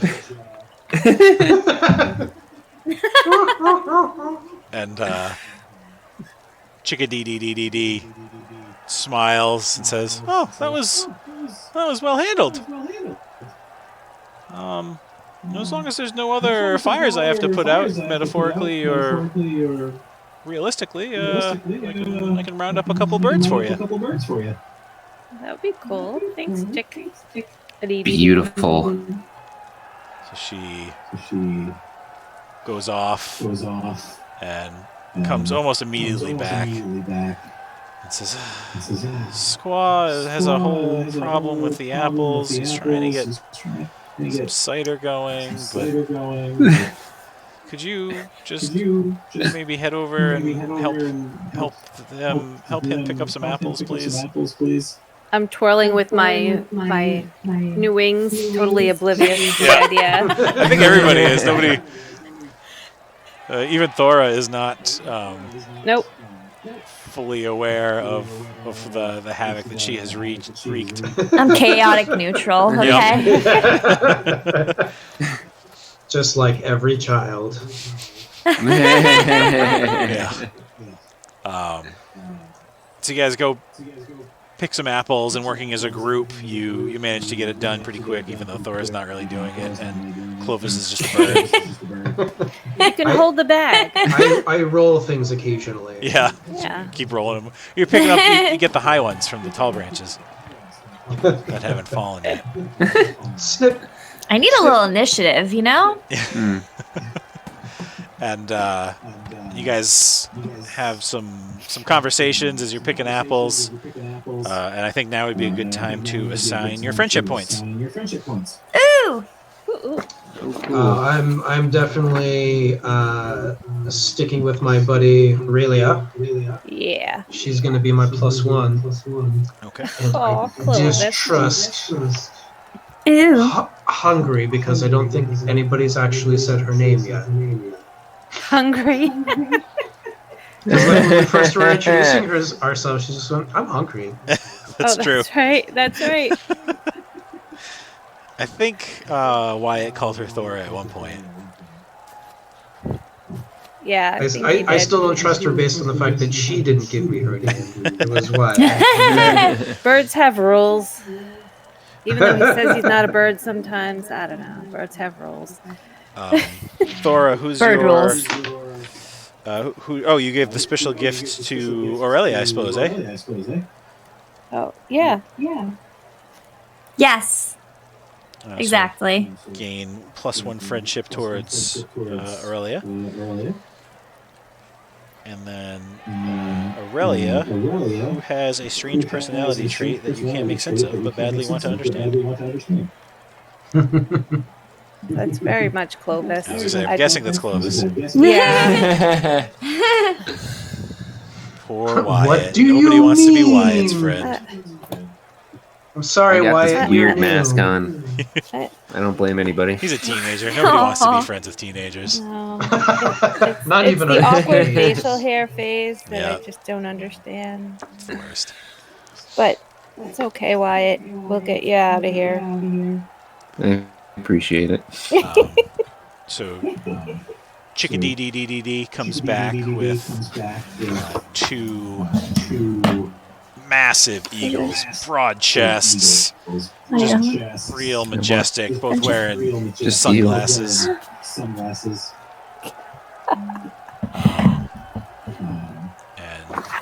Majestic AF. she says, I got a couple of my friends here. They said they could fly you over to that human settlement where you might be from. Cool. Fantastic. So the eagles say, "Hey, what's up? I'm Freedom. This is my brother War. Hop on." Wow. Two of the eagle men of the apocalypse. Oh, I man. love that as a drawing, Nick. There's his cousin Liberty on staff as well. Yeah, Liberty's better. Liberty's the sister. That's the sister. Triplet. Yeah. It's like more Jack than they are. Yep. Yep. Oh, you don't want to mess with us. We'll get our big sister after you. Call her Lady Liberty. So you guys hop on the backs of these two massive, majestic creatures. And Chickadee says, "Happy flying!" So you... Thanks, Chickadee. Oh, you're welcome. DDD. Oh, thank you. I appreciate when you use my full name. By the way, why is my mask glowing? No, I didn't know it did that, honestly. I'm sure it's fine. Don't worry about it. It's just the strobes. Radioactive nuts. It's nothing. Yeah, right. I got too close to the owl. Yeah. So you guys take flight and are making your way over the wood. And I would like somebody to roll. Fly high. I'm hungry again. I would You like have somebody a to roll PCs. a wood move for me, please. So you would minus your fear and add your hope to this. Is Clovis flying or is he being carried? I'm assuming he's being carried. I'm probably just like on one of your shoulders or something. Yeah. Okay. He's still on my head. Yeah. He hasn't left my dome. So this is It's a good dome. This is a straight up 2d6 roll from any one of you. I'll do it. Okay. Do it up. All right. 2d6. Straight up. Just in case this doesn't work out, I happen to... Jesus. Oh my gosh. Whoa. Worked out just fine. So as you are flying, Freedom says, "Oh, hey, check that out. What's that down there?" So when you roll 10 plus on a wood move, you see a clearing and can safely emerge from the forest depths to rest for a moment. Ooh. So you can choose a distraction that you encounter, and you can take a little rest there. Oh, totally a distraction. It's like an orange pond or something. Oh. It's the Halloweeniest An orange pond? No, the Halloweeniest pond of them all. Or a green pond. Ew, both are gross. It's just straight up Kool-Aid jammers in an inflatable pool. Yeah, so what do you guys... Pond full of candy. What distraction do you guys find? I don't know, I think we find like... Another bird Ren Fair. We're not associated with those guys. It's all the Pigeon Fest. It's all the snobby birds. It's just peacocks. It's the flock of seagulls, and they all have weird bird hair. They're out in the woods. It's Woodstock, but all birds. Jamming all their own jams. It's Woodstock, but they're all I little feel like yellow we birds. Oh! I feel like we find a mystical lake that is of indeterminate color. All right. So we found a bird-shaped pool. Ooh. It's all birds. It's birds all the way down. All birds all the time. It's all birds. So yeah, you find this beautiful lake that is roughly the shape of one of these eagles that you're flying on. And he says, it's Freedom Pond. And the other one says, nah, it's Liberty Pond. It's Freedom Pond, bro. And you guys... Makes me want to pee. Just don't... I mean, I guess you could pee in the pond. What do I care? Okay. You just arc it over his beak. I'm a lady, Wyatt. That doesn't work that way. You're gross. we cut away very quickly from that scene. And nobody has any harm, but if you did, you would heal 1 harm from a relaxing time. So Nice. while we're there, I go, just so you know, if this whole finding your own civilization thing doesn't work well, I'm looking for somebody in the method of doing requests, so I'm told. He's got a top hat. He might be able to help you out with what you need. Ooh. Ooh. And where's he at? He is somewhere in the wood. But the top hat is what is most distinctive. I have not met anyone yet with it. Huh. Is his name Abe Lincoln? Do you know him? I might. Tell me more. I hear he's a very honest fellow.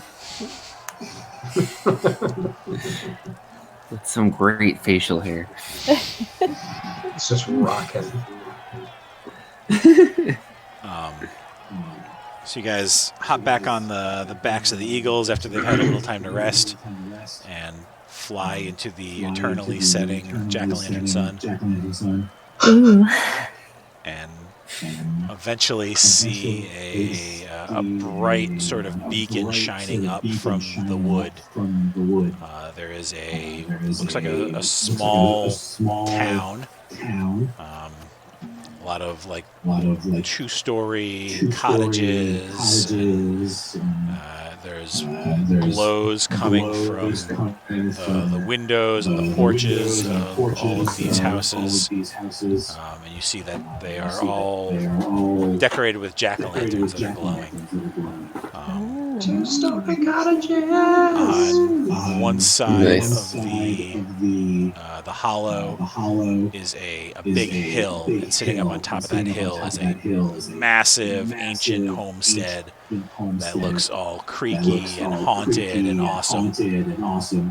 And at the center of town is a giant jack-o'-lantern that is glowing, and there is smoke coming out of the stem chimney.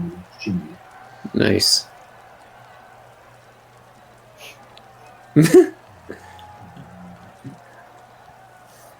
I say, what stuff you're getting about? Let's check it out. Yeah, let's get off these weird birds and. They're not weird. They're majestic. These majestic feathered creatures. Magnificent. They did just give us a ride. They did. Thanks, freedom and liberty. I'll catch you later. You're true patriots. They salute you and take off into the sky with a caw that echoes with freedom. Whoa. They just start saying, America, yeah. Fuck yeah. That's a swear word. I'm telling. Wow, pumpkins. And We landed. And yeah, so you have landed in Treatsville. Treatsville. Ooh. There are people in costumes all over the place, wandering the streets. They all have sacks, and they're going door to door and trick-or-treating. You would all recognize it.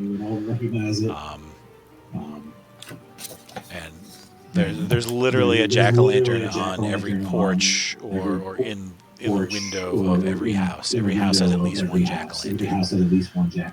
And you don't see... My eyeballs are almost falling out of my head. You don't see anyone there not in some kind of costume. Sick. Well, let's ring a doorbell. Let's do this.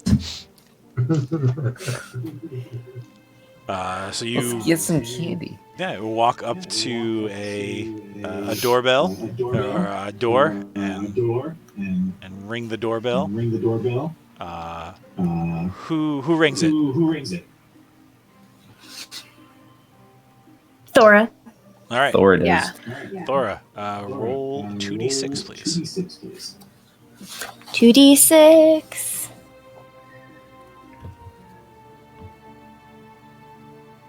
Here we go. Oh my god, it's not a 10. All right. So you can choose one of the following. The friendly face before you has a little problem, and you look like you're the right person to fix it. Or the well-meaning neighbor gives you something you don't want, and it's up to you to make it worth your while.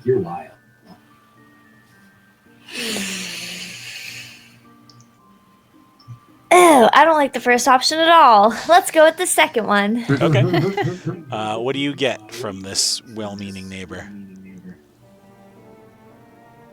Is it a beat? A beat. A packet of seeds. No longer useful.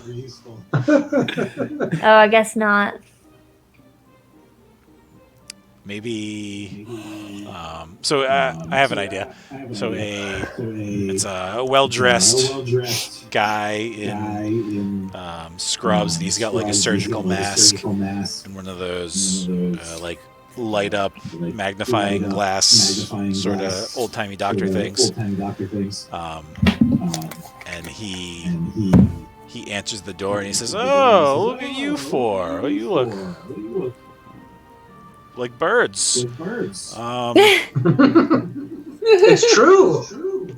Well, I suppose you could use this anyways. And Thora, he hands you a toothbrush. That is brutal. You gotta keep that beak shiny, you know? Sure. And he pulls down his surgical mask, and his whole lower jaw is just teeth. He's got these big, shiny, pearly whites. That's like underneath his nose, it's just teeth. That's kind of terrifying. And he winks at you and pulls his mask back up. I tell him he ruined Halloween. Happy Halloween, he says. Let's see.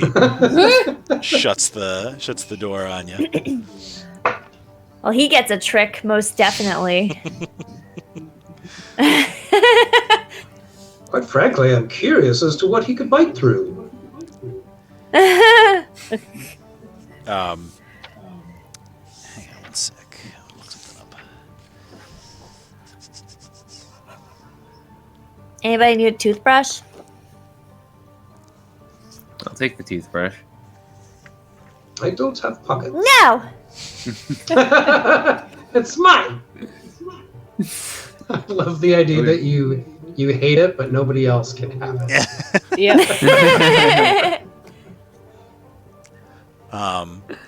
He opens the door back up as you're walking, and he says, "Don't forget to brush your teeth 3 times a day, little lady." Just frown at him. Thora, I would like you to check off 1 point of fear because of this authority figure who's telling you what to do. Ugh, gross. Ah! Gross! Zing. I did not handle that well. I think you did pretty well. Yeah. Thanks. Yeah. You showed him what's boss. As a 7-year-old kid. What do you do with the toothbrush?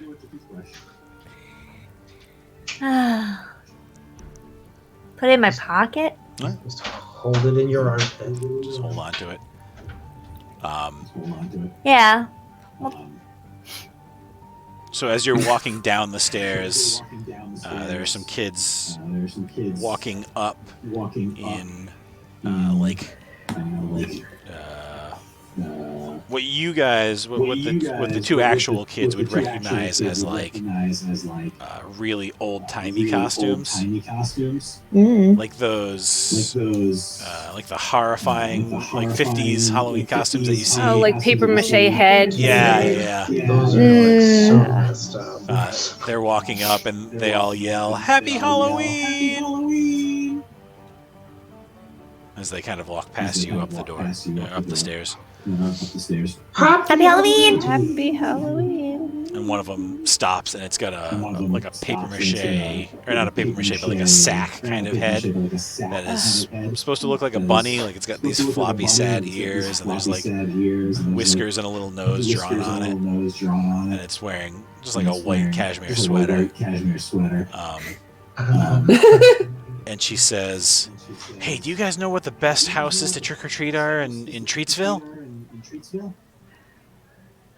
I don't think that we do. Not the one we just came from. Do tell. Well, if you go up to Yarberry Manor, that's where the best trick-or-treating is. And the witch has some good trick-or-treating, too.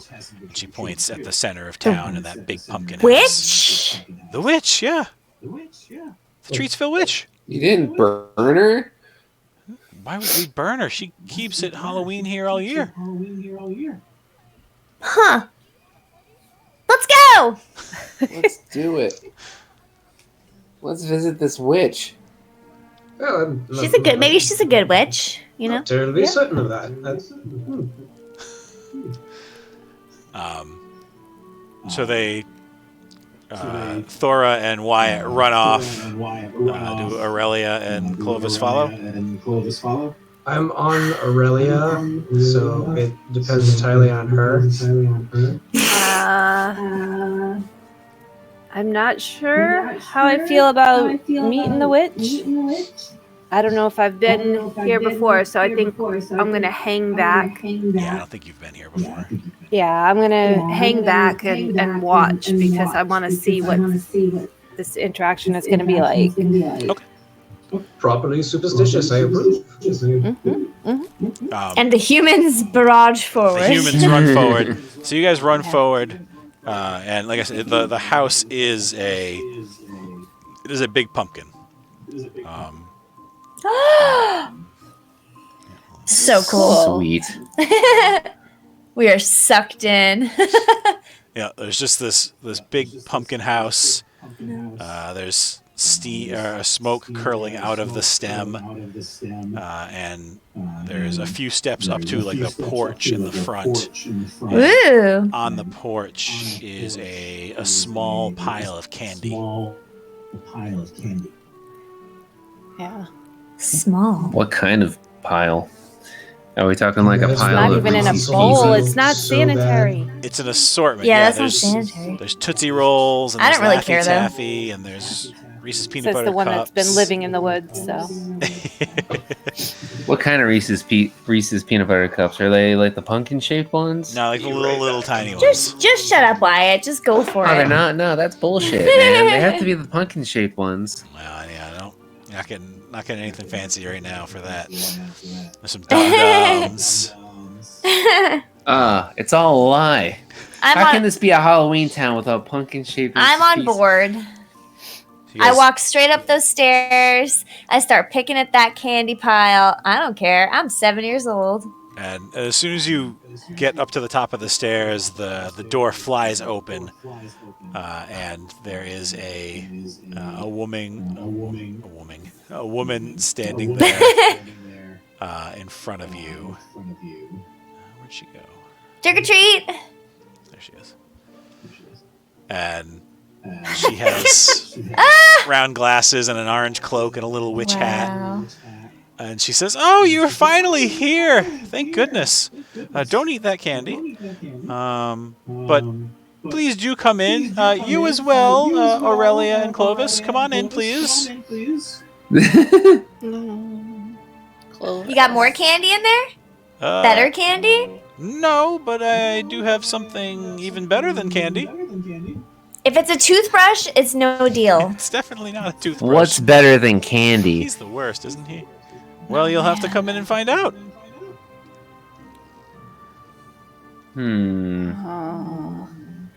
Let's see. I take a deep breath. I take my stick, and I decide to draw on the dirt just outside of our house surreptitiously as I go in, so that I'm marking where I've been. Okay. Like I was here in case I go missing. Yep.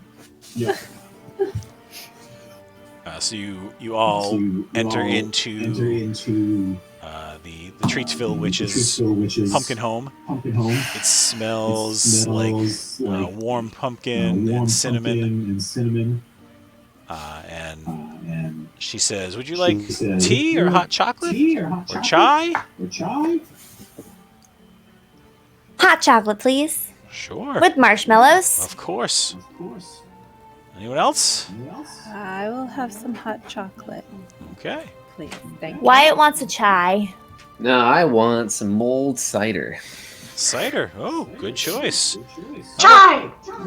Clovis would like chai as well. So she waves her hand and a tray floats out, and there's 2 cups of hot chocolate with marshmallows, and the spoons are stirring, and a big mug of cider with a cinnamon stick that is stirring it. Wow. And a nice open bowl, like a wide, shallow bowl with hot chai in it, with fresh foam and some cinnamon sprinkled on top, and a crispy worm. Perfect. And she says, "I'm so glad you're finally here. I've been waiting for you. Those little beaks of chai. I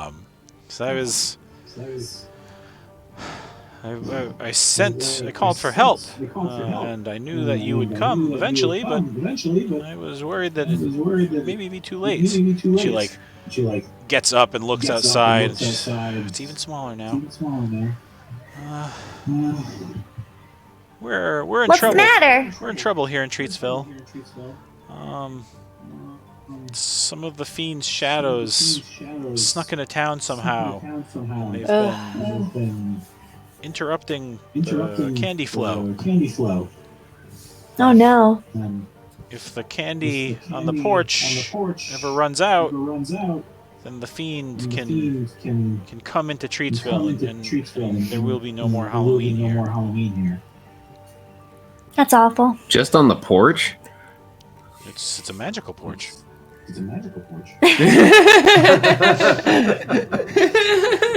When the candy outside my pumpkin home is gone, the joy of the joy of the season dwindles. The jack-o'-lanterns go out and the protections fade. Oh no! Do you need more candy? Caw. Where does your candy come from? It comes from all of the trick-or-treaters. They trick-or-treat and then they bring some of the candy here to my porch. That seems like a cop-out, man. Well, it's... Couldn't the neighbors just donate it? I mean, they can't... It's not part of the process, though. If you don't trick-or-treat it doesn't count. You could just go to the store and buy a bag of Reese's peanut butter cups and then just eat them on your couch like a slob, but it doesn't make it Halloween. Have you talked to the people that are handing out toothbrushes? We have... They're not helping the cause. We have had conversations with the Pearl family, and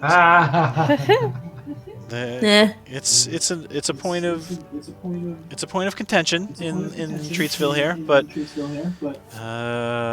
they're still furthering the spirit by giving something out at least. Okay. All right. Do you want some of our candy? That would be great. Yeah, if you could bolster the pile out there with some of your candy, that would be wonderful. Thor's not having it.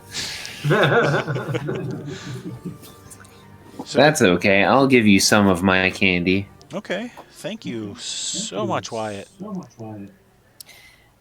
And it's gonna be all Smarties. She's like, well, that's something anyways. That helps a little bit. It's a Smartie party. Every little bit helps. We're going to need a little more than that to restock the supply. But if you wanted to go trick-or-treating and just bring some back, that would help. But ultimately, that's only going to go so far while the... What is that? You take sunflower seeds? I don't know what that was. It's more quantity over quality here. I got rid of most of my candy on our trail, on my candy trail. Oh, that's right. That's true. Yeah, most so of yours we'll have is to gone. get some more. Yeah, so I mean, if you could go trick or treating and get some, but that's a band-aid. I need you to ultimately find the shadows that are operating here and put a stop to them, or at least tell me where they are, and I can put a stop to them. No one will tell us. Also, I have this glowing mask. I noticed. You have any idea how to stop it? I do not, but I could try to figure it out. Yeah, maybe we can get more candy. Maybe there's a way this glowing mask will help us get more candy. Ooh. Yeah. Looks like more of a hindrance than a helpful thing, but yeah, maybe. It is making my face itch. Cool I costumes. wasn't sure if that was more just candy. a peach fuzz, but... I can try to figure out what those runes mean in the meantime, and let you know when you come Let's back. trick or treat! Let's go! All right. Want me to leave the mask here? No, you can take it. It's fine. I got the... You can't trick or treat with your regular face. That's a good point. It's actually illegal in Treatsville to walk around not in costume, so... Ooh. Oh, really? It is frowned upon. It's against Halloween law. Yep. The only law is Halloween law here in Treatsville. There will be a price to pay if it's not met. So this is keep an eye out for any spooky, suspicious. Oh, that's true. Yeah, you do have your pumpkin costume on. Yeah, it's true. You want to leave the Pumpkin mask bird. behind, Yeah. Maybe the witch could study it. I don't know. It is not fitting my face well, and it's actually itchy. Mm. So you go to Maybe I take have it better off, luck with and it pumpkin. actually does not come off. Ah! It's Oh no! stuck to your head now. It gets tighter to my face and starts to fit a you little are- better. Like the curse of it is ill-fitting mask. Like it doesn't really hinder anything. It's just annoying. Yep, it's just annoying. But yeah, it does not come off. And she goes, yeah, I guess just keep it on. I like being the turkey fairy. You were a turkey. You make a beautiful turkey. Thank you. Gobble Alright. gobble. Well, yeah, keep an eye out for any suspicious-looking characters while you're trick-or-treating. The dentist. The dentist. Yeah, I mean, he's suspicious, but you'll know what I mean. We already knew that. Oh, before we New go, suspicious. do you have any eggs we can borrow? Um, For what? I like omelets. yeah, I've got a chicken coop out back. You can go help yourself. Oh, thank you. Sure. All right, let's go trick or treating. So, Are they giant chickens? Just normal chickens. Okay. So like I whisper in Aurelia's ear and get a little chai foam on her lobe. I'm like, Little worm crumbs. Clovis, what are we doing? Just ask her if we do this for her, if she can find the man with the top hat. Oh yeah. So, we're looking for, Clovis was looking for a man with a top hat. Oh, Sir Topham Hat? You see, just like I get bristly. Yeah, yes.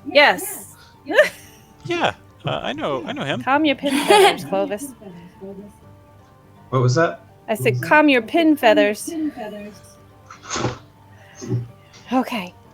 So, if we help you with the trick-or-treating and work this out, could you maybe make an introduction? Sure. Yeah, of course. That'd be fantastic. The Sodor Hollow is not that far. Sorry.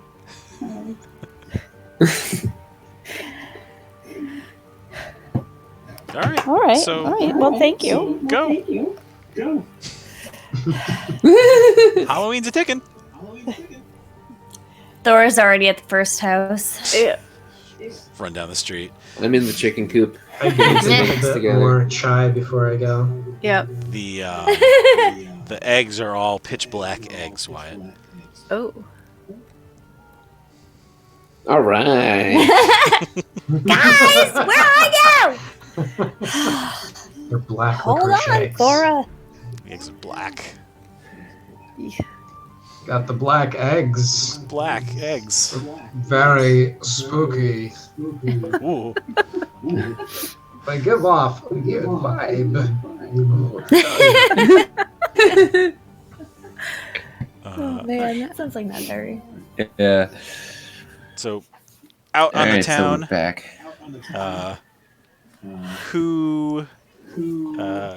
Thora hits another house and gets some candy, and then you all kind of gather together. Who rings the next doorbell?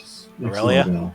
I will ring a doorbell. All right. So Aurelia, give me a 2d6, please. 8. All right. Right? Yes. So same option. A friendly face before you has a little problem, and you look like you're the right person to fix it, or the well-meaning neighbor gives you something you don't want, and it's up to you to make it work. Oh, I'm gonna go with that. Something I don't want. Okay. So what does this neighbor give you? You open the door, or they open the door rather, and it is a centaur. He gives me an apple. Yep. Just not a caramel apple, not a candy apple. Just a regular, not a horse apple either. No, well, I suppose it could be better. But the witch did specify candy. I've had my share of apples. We need candy. We need candy. Yep. Okay. He says, "Have a nice night."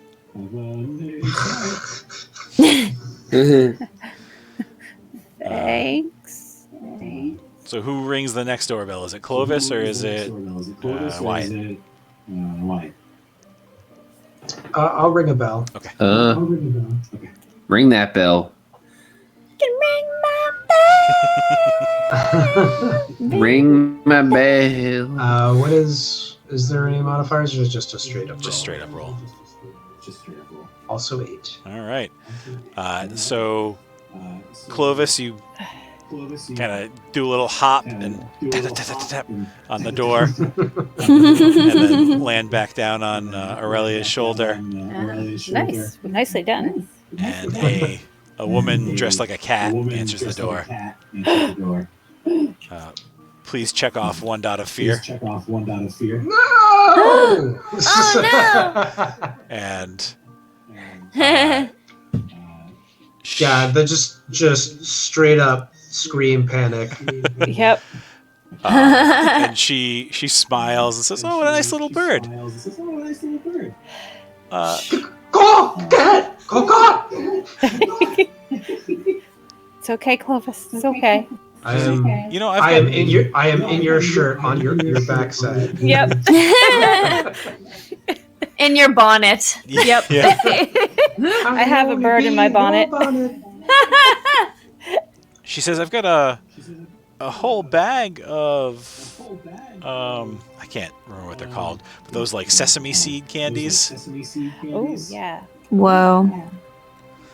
It's like sesame seeds, like in like a caramel kind of thing. Yeah. Ooh. I don't know what they're called. Like a it's a brittle thing, right? I don't know. Okay, hang on. Let's check the internet. The internet. It's not a must know. sesame stick because those are like a cracker. Candy terminology is very important here. It's just called sesame seed candy. Oh, okay. Really? Yeah. I'm looking Huh. at that. That's kind of boring. One thing calls it sesame brittle. Yeah. The brittle part is what. Yeah. Okay. Yeah. All right, I like that. We all know what we're talking She says, about. "I got a whole tray of fresh sesame brittle here for you. There's a bird in my chimney and I can't get it out. And if you could do that, I'd be happy to give you this whole tray of sesame brittle." Birds are our specialty. Kind of are now. I'm trying to calm Clovis down. Come on in. It's just a costume. It's just a costume. It's okay. You don't know I helped a that. bird pick up apples earlier. I can help. Oh, wonderful. And I mean, you're dressed like a turkey, so maybe it'll respond to you. You have a whole turkey up your chimney? No, I don't know I what stick it is, my head honestly. promptly into the chimney, and I go, "Oh!" Did that work? Make a take a gander roll for me. 2d6 plus noodle. It's totally a 1 shadow 6, creature 1 in the d6, chimney. 2d6. 2d6 plus nude. Okay. Plus whatever your nudes are. My nudes are 0. All right, doesn't matter. 10. Whoa. Jenny hot streak. Whoa. Oh my god. All right, so choose 2. You infer something important about the folks who live in the area. You notice an item that piques your interest. You describe what it is. You see someone you could help or that could help you. And you notice something dangerous that would be wise to avoid. You get to pick 2 of those. What was the first one again? You infer something important about the folks who live in the area. Oh, Lord. Well, definitely see something important because I see the bird. Yep. See someone you could help. Or see someone I can help. And then... I don't know.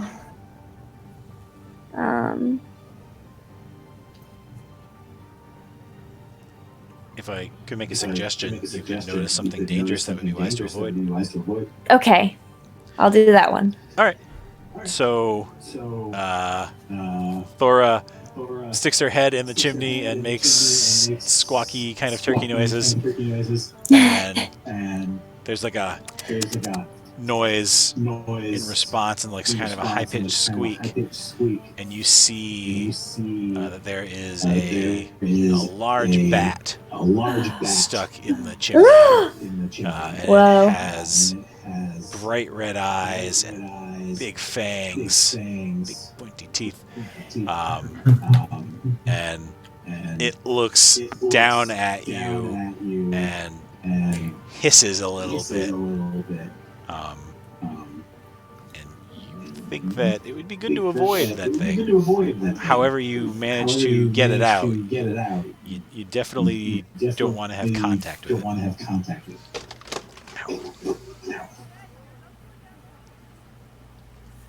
Punch the keyboard.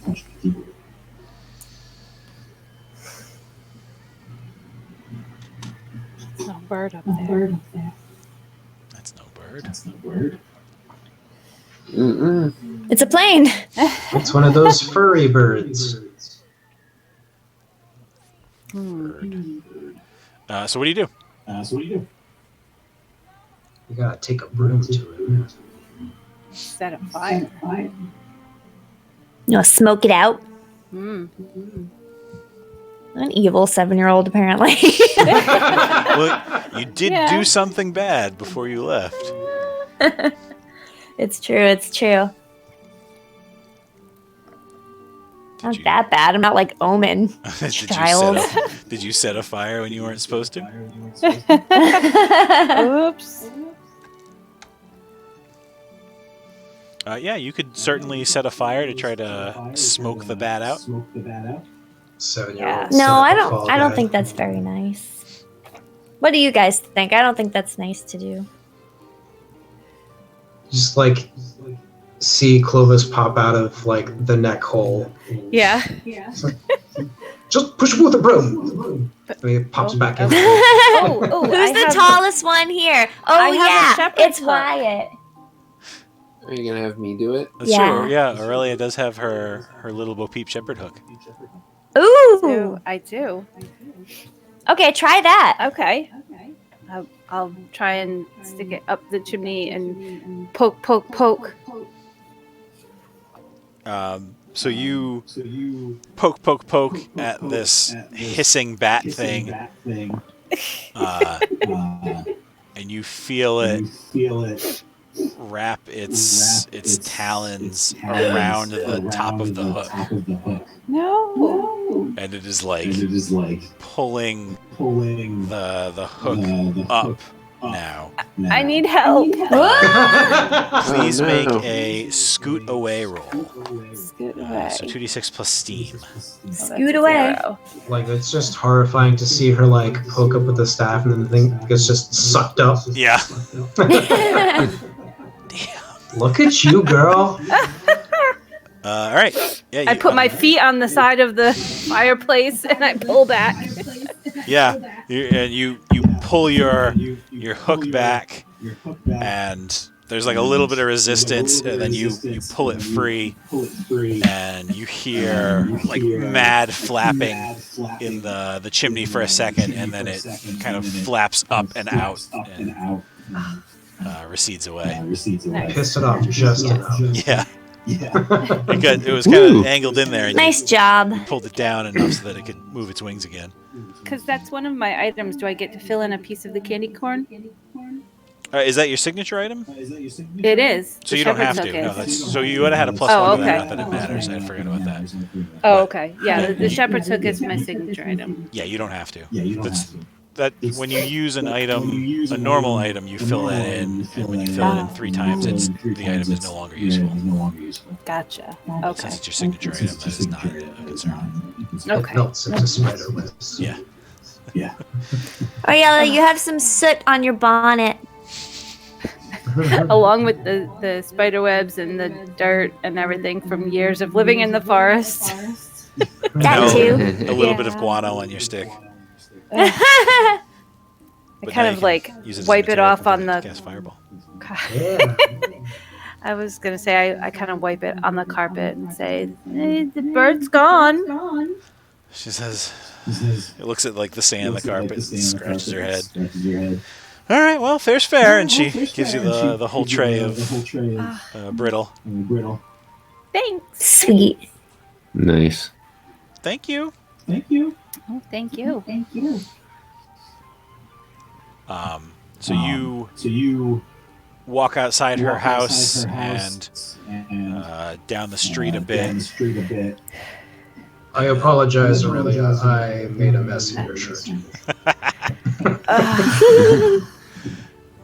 And as you round a corner, you see somebody dressed as the creature from the Black Lagoon, Ooh. and somebody else dressed as a mummy.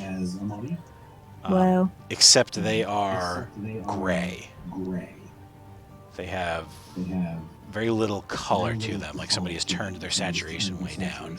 Huh. And they each have a sack over their shoulder, just full of candy. And Gilly says, nice brittle. You wanna hand that over? Fat checks, really. No. Gonna have to take it from you then. That doesn't seem very noble, Sir Knight. I'm not a knight. This is just the only mask that I have in the program. He says through Is Gilly the Black Lagoon guy? Yeah. I will enact my Be Brave special move. Okay. Ooh. All right. Wow. Which is Flip. STM. So, what was it? 2d6s plus your Steam. Steam score. Yep. All right. So, is the Steam score a modifier? Yes. It's pretty much just a +1 at this point. So Yeah. all right. Yeah. So it's 2d6 plus 1. All right. So let's see what happens. I like. Wow. Something is broken with that. On our die roller. Because, like, even when we're So getting our lower rolls, there's still a 5 there. Yeah. Like Yeah. It's enjoyable. I'm gonna note Makes for a pleasant experience. Very positive. Yeah, there's very little failure in this game. Alright, so I jump in front with a black egg and I throw it at the guy's Woohoo! face. Nice. So the black egg hits Gilly in the mask, and the mask kind of shifts. And when it does, you see like normal human skin underneath. He's like a pasty white kid, but it's not gray underneath the mask. And the egg hits with such force that the mask kind of like falls off and falls to the ground. And as soon as it hits the ground, it just crumbles into smoke and like dissipates across the street. And the kid, who is now just a kid standing there in front of you, you recognize him as Roger. He lives a couple streets over from you. And his body slowly kind of returns to color, and he just sinks down into the fetal position and starts rocking. Oh. And the mummy next to him just points at you and hisses. And a scarab beetle comes out from the little mouth slit in the mask and flies at you. Wyatt, what do you do? Ew. It flies at me. Yep. Yep. I think it scarabs at you.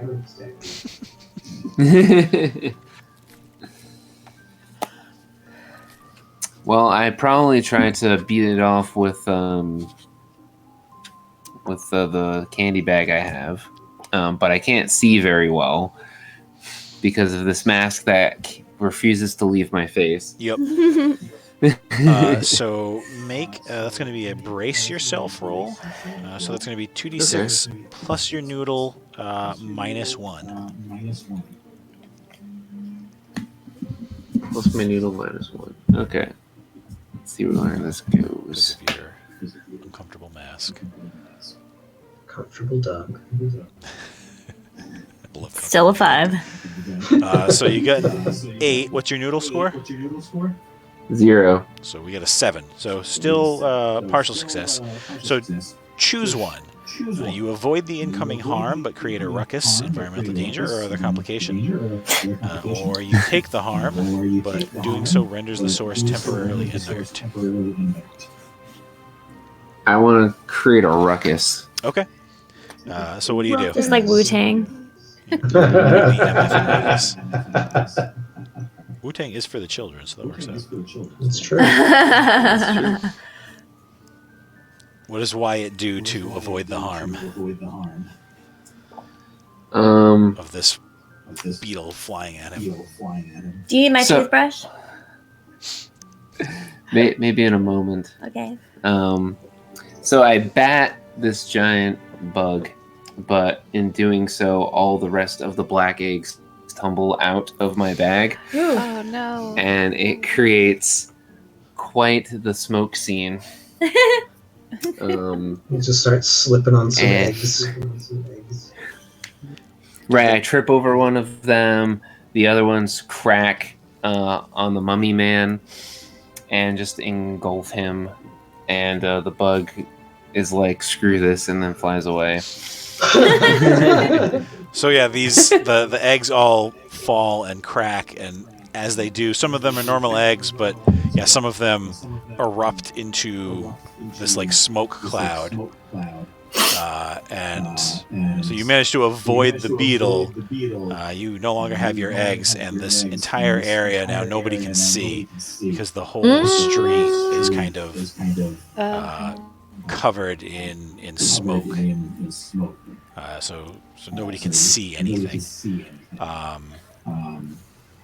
Aurelia, Yes. make a take a gander roll, a move for me. Yep. Please. Oh, plus noodle. So it's a +1. I can't see. You got a 9. So choose one. You infer something important about the folks who live in the area. You notice an item that piques your interest. You see someone that you could help or that could help you. Or you notice something dangerous that would be wise to avoid. So if there's smoke and everything all in this area, would I be able to see something to avoid? Yeah, absolutely. That would be like the smoke clears for a second, or you see something through the smoke. Okay, yeah. So I'm like, I don't know. There's a breeze that swirls the smoke in a certain way. So I notice something that that's coming at us. So you see the mummy has kind of moved around and is lurching for you and the tray of sesame brittle that you currently carry. Can I spin around and like do like a cool, I don't know, like samurai thing with my shepherd's hook while holding the tray up with one hand? I swipe at its feet with the hook. Yeah, absolutely. I've done this really awesome lunge. I like the idea that you're holding a shepherd's crook like a samurai sword, and you just like Yes.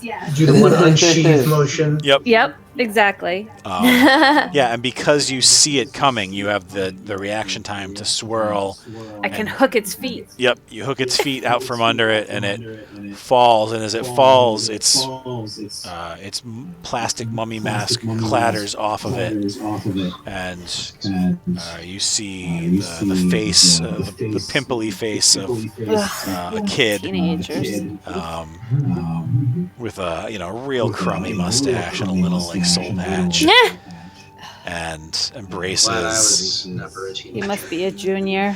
And his face, just like the other kid, is normal colored, and as the mask falls off, his whole body turns normal colored, and he just like is laying there, like breathing rapidly, as the mask crumbles into 100 beetles that just scatter away.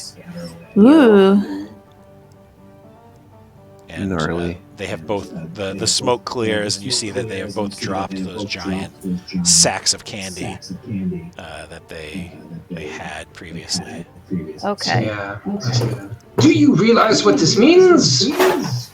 Snacks. I go after some of the little bugs that are Thora's skittering already away. on it.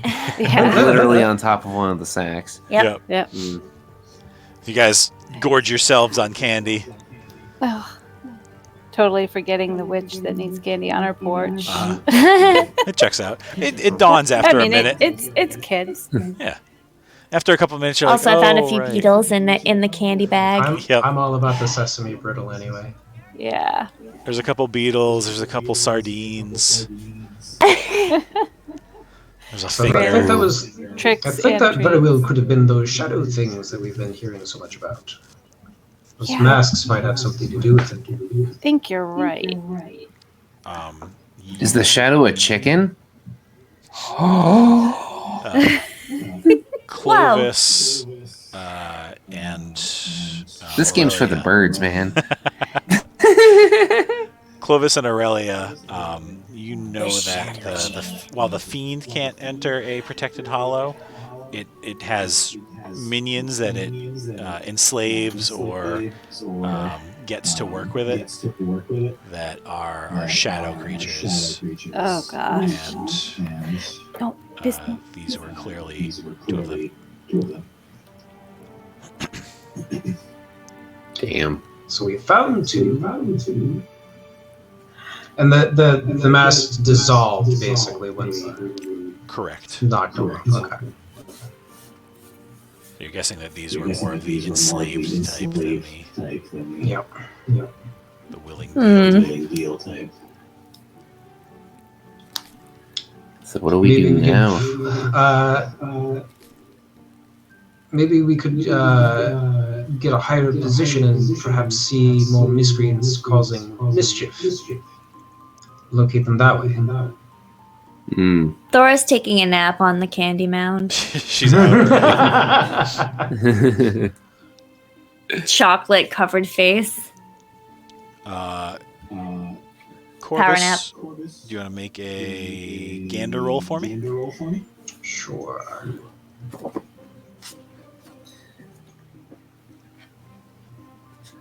Well, there's a low roll. Ooh. Plus noodle. So that'll be +2, so 7. So you still pass. So we almost had one failure tonight. This is where you get to make the choice. You choose one. You infer something important. You notice an item that piques your interest. You see something you could help or that could help you, or you notice something dangerous that would be wise to avoid. What was the first one again? You infer something important about the folks who live in the area.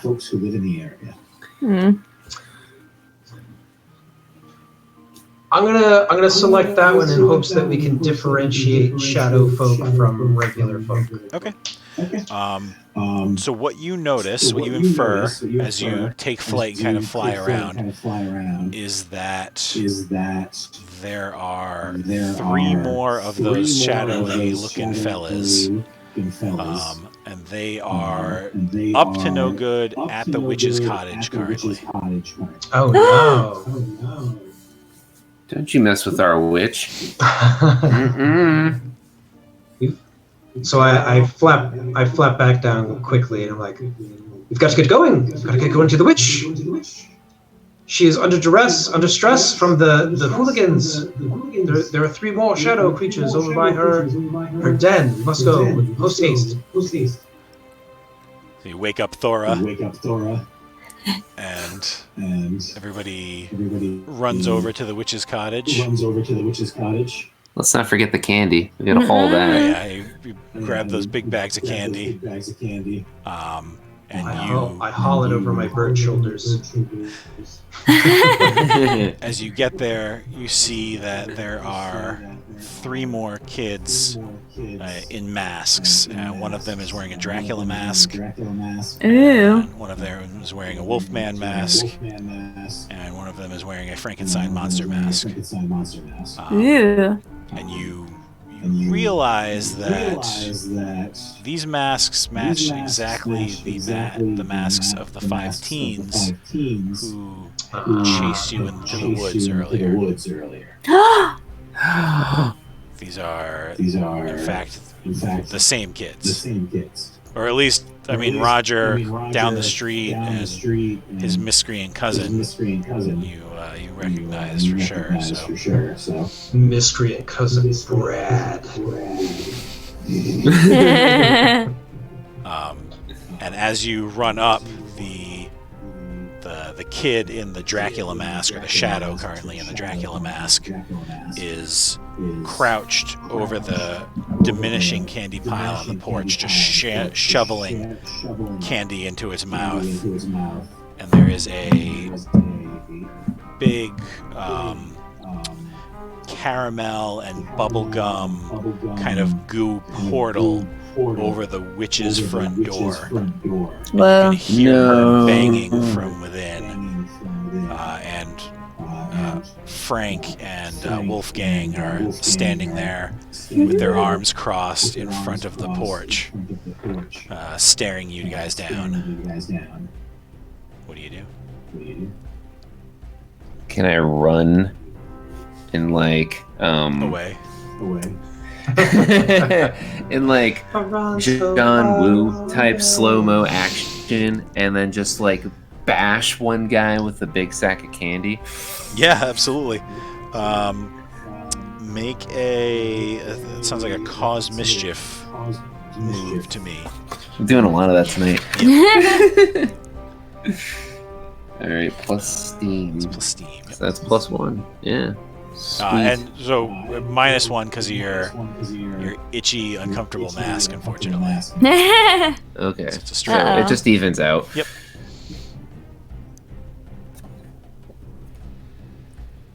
Not that it matters. Success! Oh, jeez. Yeah, so describe to me what happens exactly. Alright, so we see this scene, and A bird takes off and is slowly... Clovis takes off from Aurelia's shoulder and is just slowly flying as you run. Exactly. It's me and Clovis, like, slow-mo running, gallivanting towards it. Aurelia has her samurai sheep staff, and I have my magic wand, man. and you got your magic toothbrush. No, I have a wand. Oh yeah, you got one. You got a toothbrush. You Toothbrush in double one fit. hand, wand in the other hand.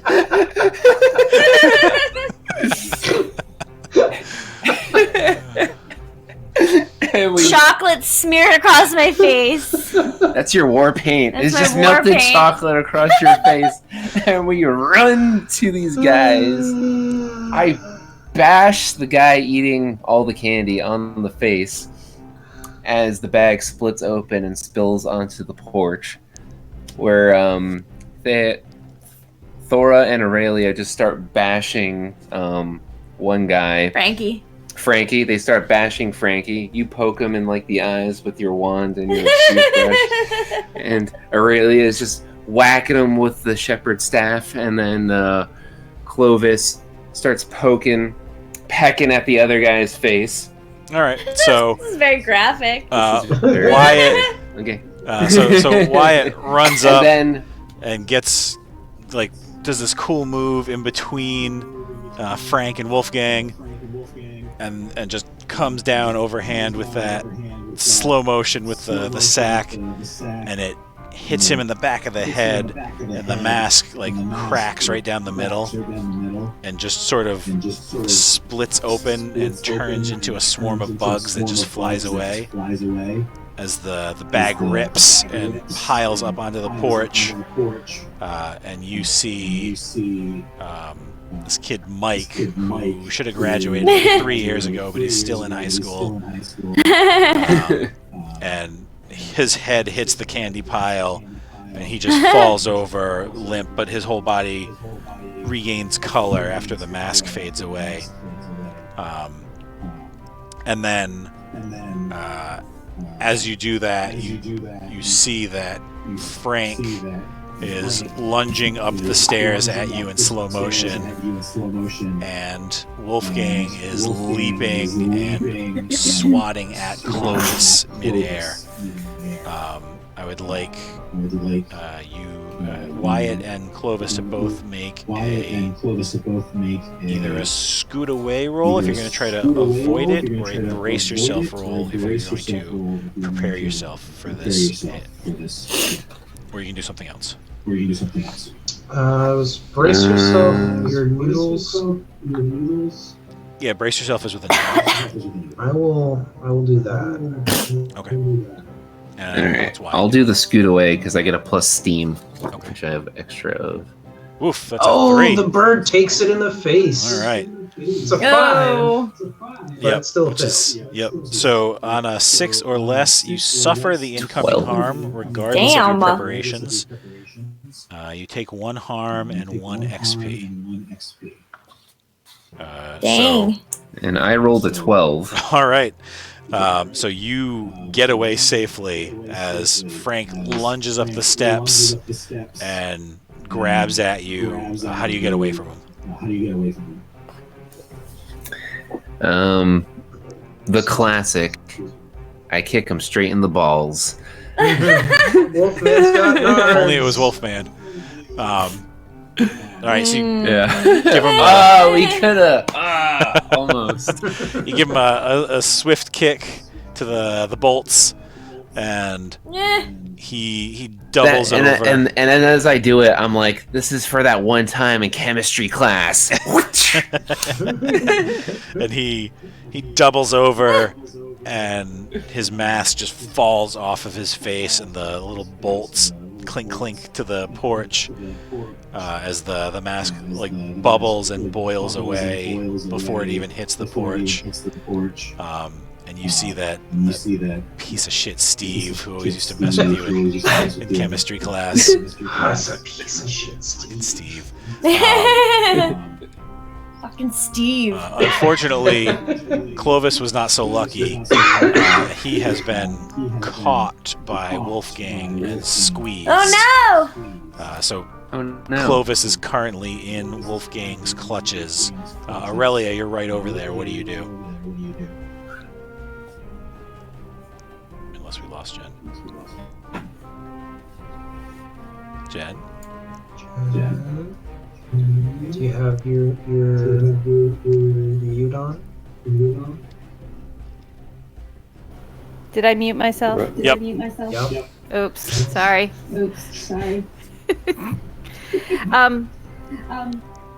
All right. So if I'm right over there, the Wolfman's there. I'm gonna use my shepherd's hook again. I'm gonna like try and jab it into his side so he kind of goes oof and lets go of Clovis. Okay. So make a cause mischief roll.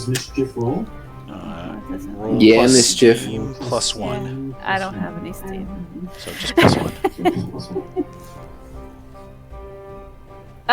So it's a 7? So that gets you to a 7, which is Aha! partial success.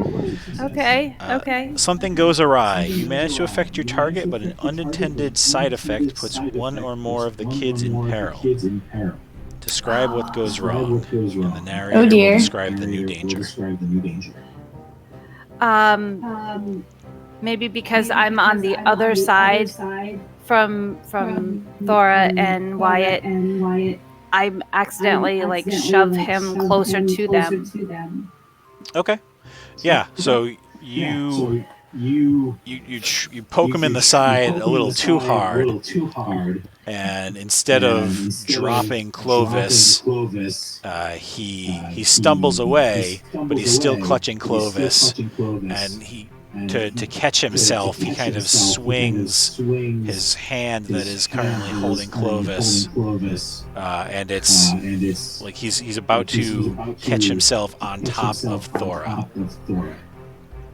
Oh my god. Thora, what do you do? I've made a mess.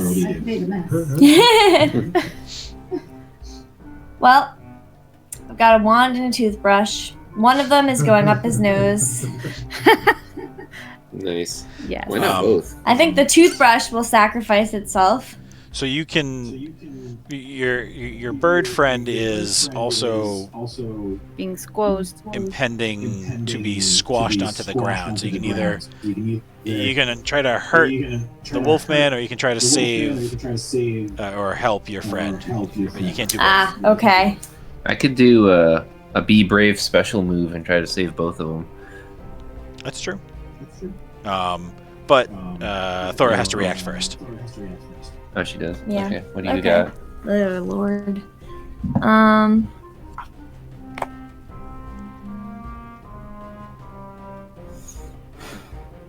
I don't know. Do you want to try to help Clovis, or do you want to try to hurt the Wolfman? I would help Clovis. Okay. So make a...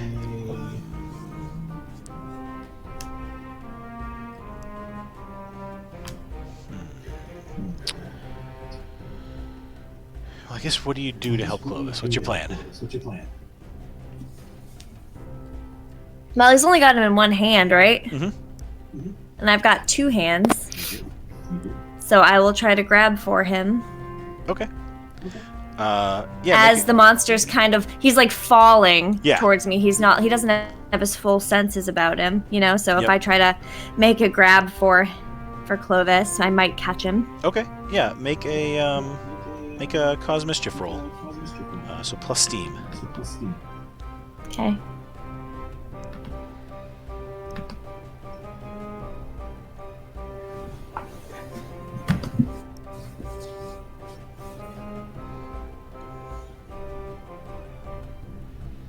All right, you got an 8.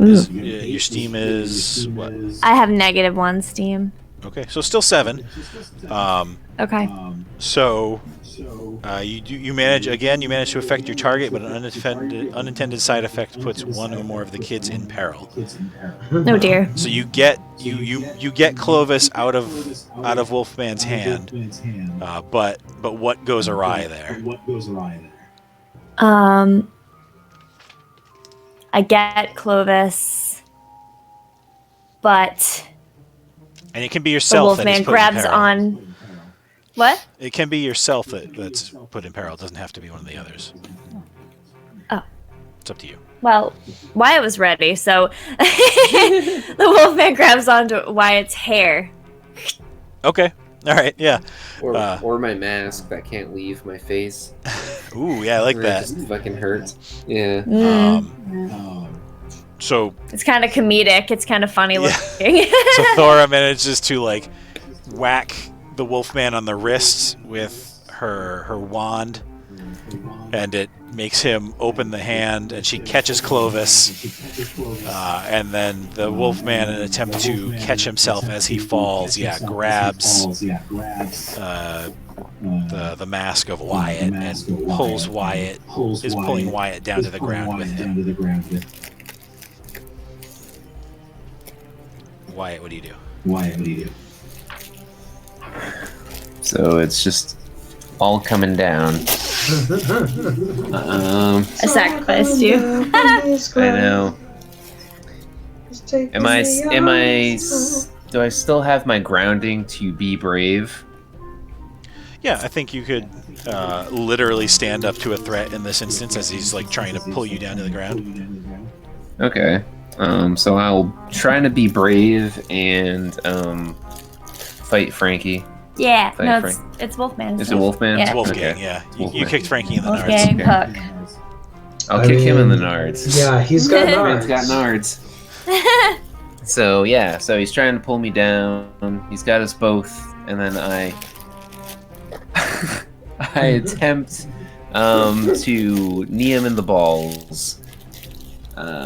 What kind of roll is that? If you're going for a straight kneeing him in the balls, that would be a cause mischief. Cause mischief. All right. Cause mischief plus steam, but negative steam because of that weird mask I have. Yep. So just a straight roll. Nice. Wolfman's got nards. Wolfman's got nards. Yeah, so he is kind of pulling you down with the mask, and you just use upwards momentum to knee him in the nards, and he roars back and lets out a howl. And as he does, as he flings his head back and howls, the howl cuts out to a kind of a high-pitched sort of squeal, like a ah! As the wolf mask flies off of his face and just explodes into like black fur everywhere that slowly fades as it falls to the ground. And you see Zap, the Rosdower, the mulleted The hockey quarterback, player. that asshole. He's the goalie on the hockey team. And his glorious mullet regains its golden hue as he falls back, clutching his genitals. And behind you, you hear a crack as the witch bangs through her candy-sealed door, and she emerges out of her pumpkin house and says, "Whew, that was some good fighting, kids.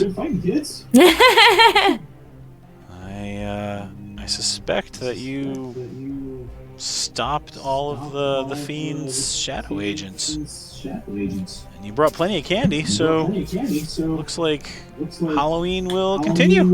Yay! Woo! Huzzah! So she invites you back in for treats.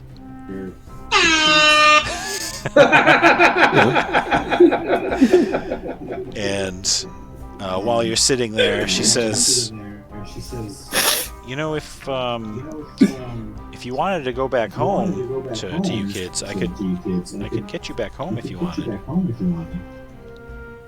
I need something first. Oh no, she was saying that to Wyatt and Oh, I'm sorry. Thora. Yeah, the offer doesn't stand for us. I mean, it does. But you wanted to go to Sodor and meet Mr. Topham Hat. Yeah. Yeah. Nope. I'm good. She's like, "Well, you could live here instead if you wanted." In the pumpkin? Well, not in the pumpkin, but in the town in Treatsville. I could I mean, I could conjure a pumpkin home for you of your own if you'd like. I'm kind of partial to the idea of a peach. Probably make a peach happen. So, everybody roll me 1d6, please. Alright. This is Wyatt's roll. Oh, yes. Wow. Solid 5s and Not 6s. bad. 6, 5. Alright. This is... Excuse me, I can roll for myself. Thanks. Okay, click that button. It doesn't count if Jenny doesn't click the button. Right. Nope. All right. Another 5. 3 5s and a 6. So we What is enter- going on? Yeah, there's definitely something up with this. Yeah. So we enter the epilogue, my friends. Ooh. Let's see. Wow. Hopefully my mask comes We off. made it.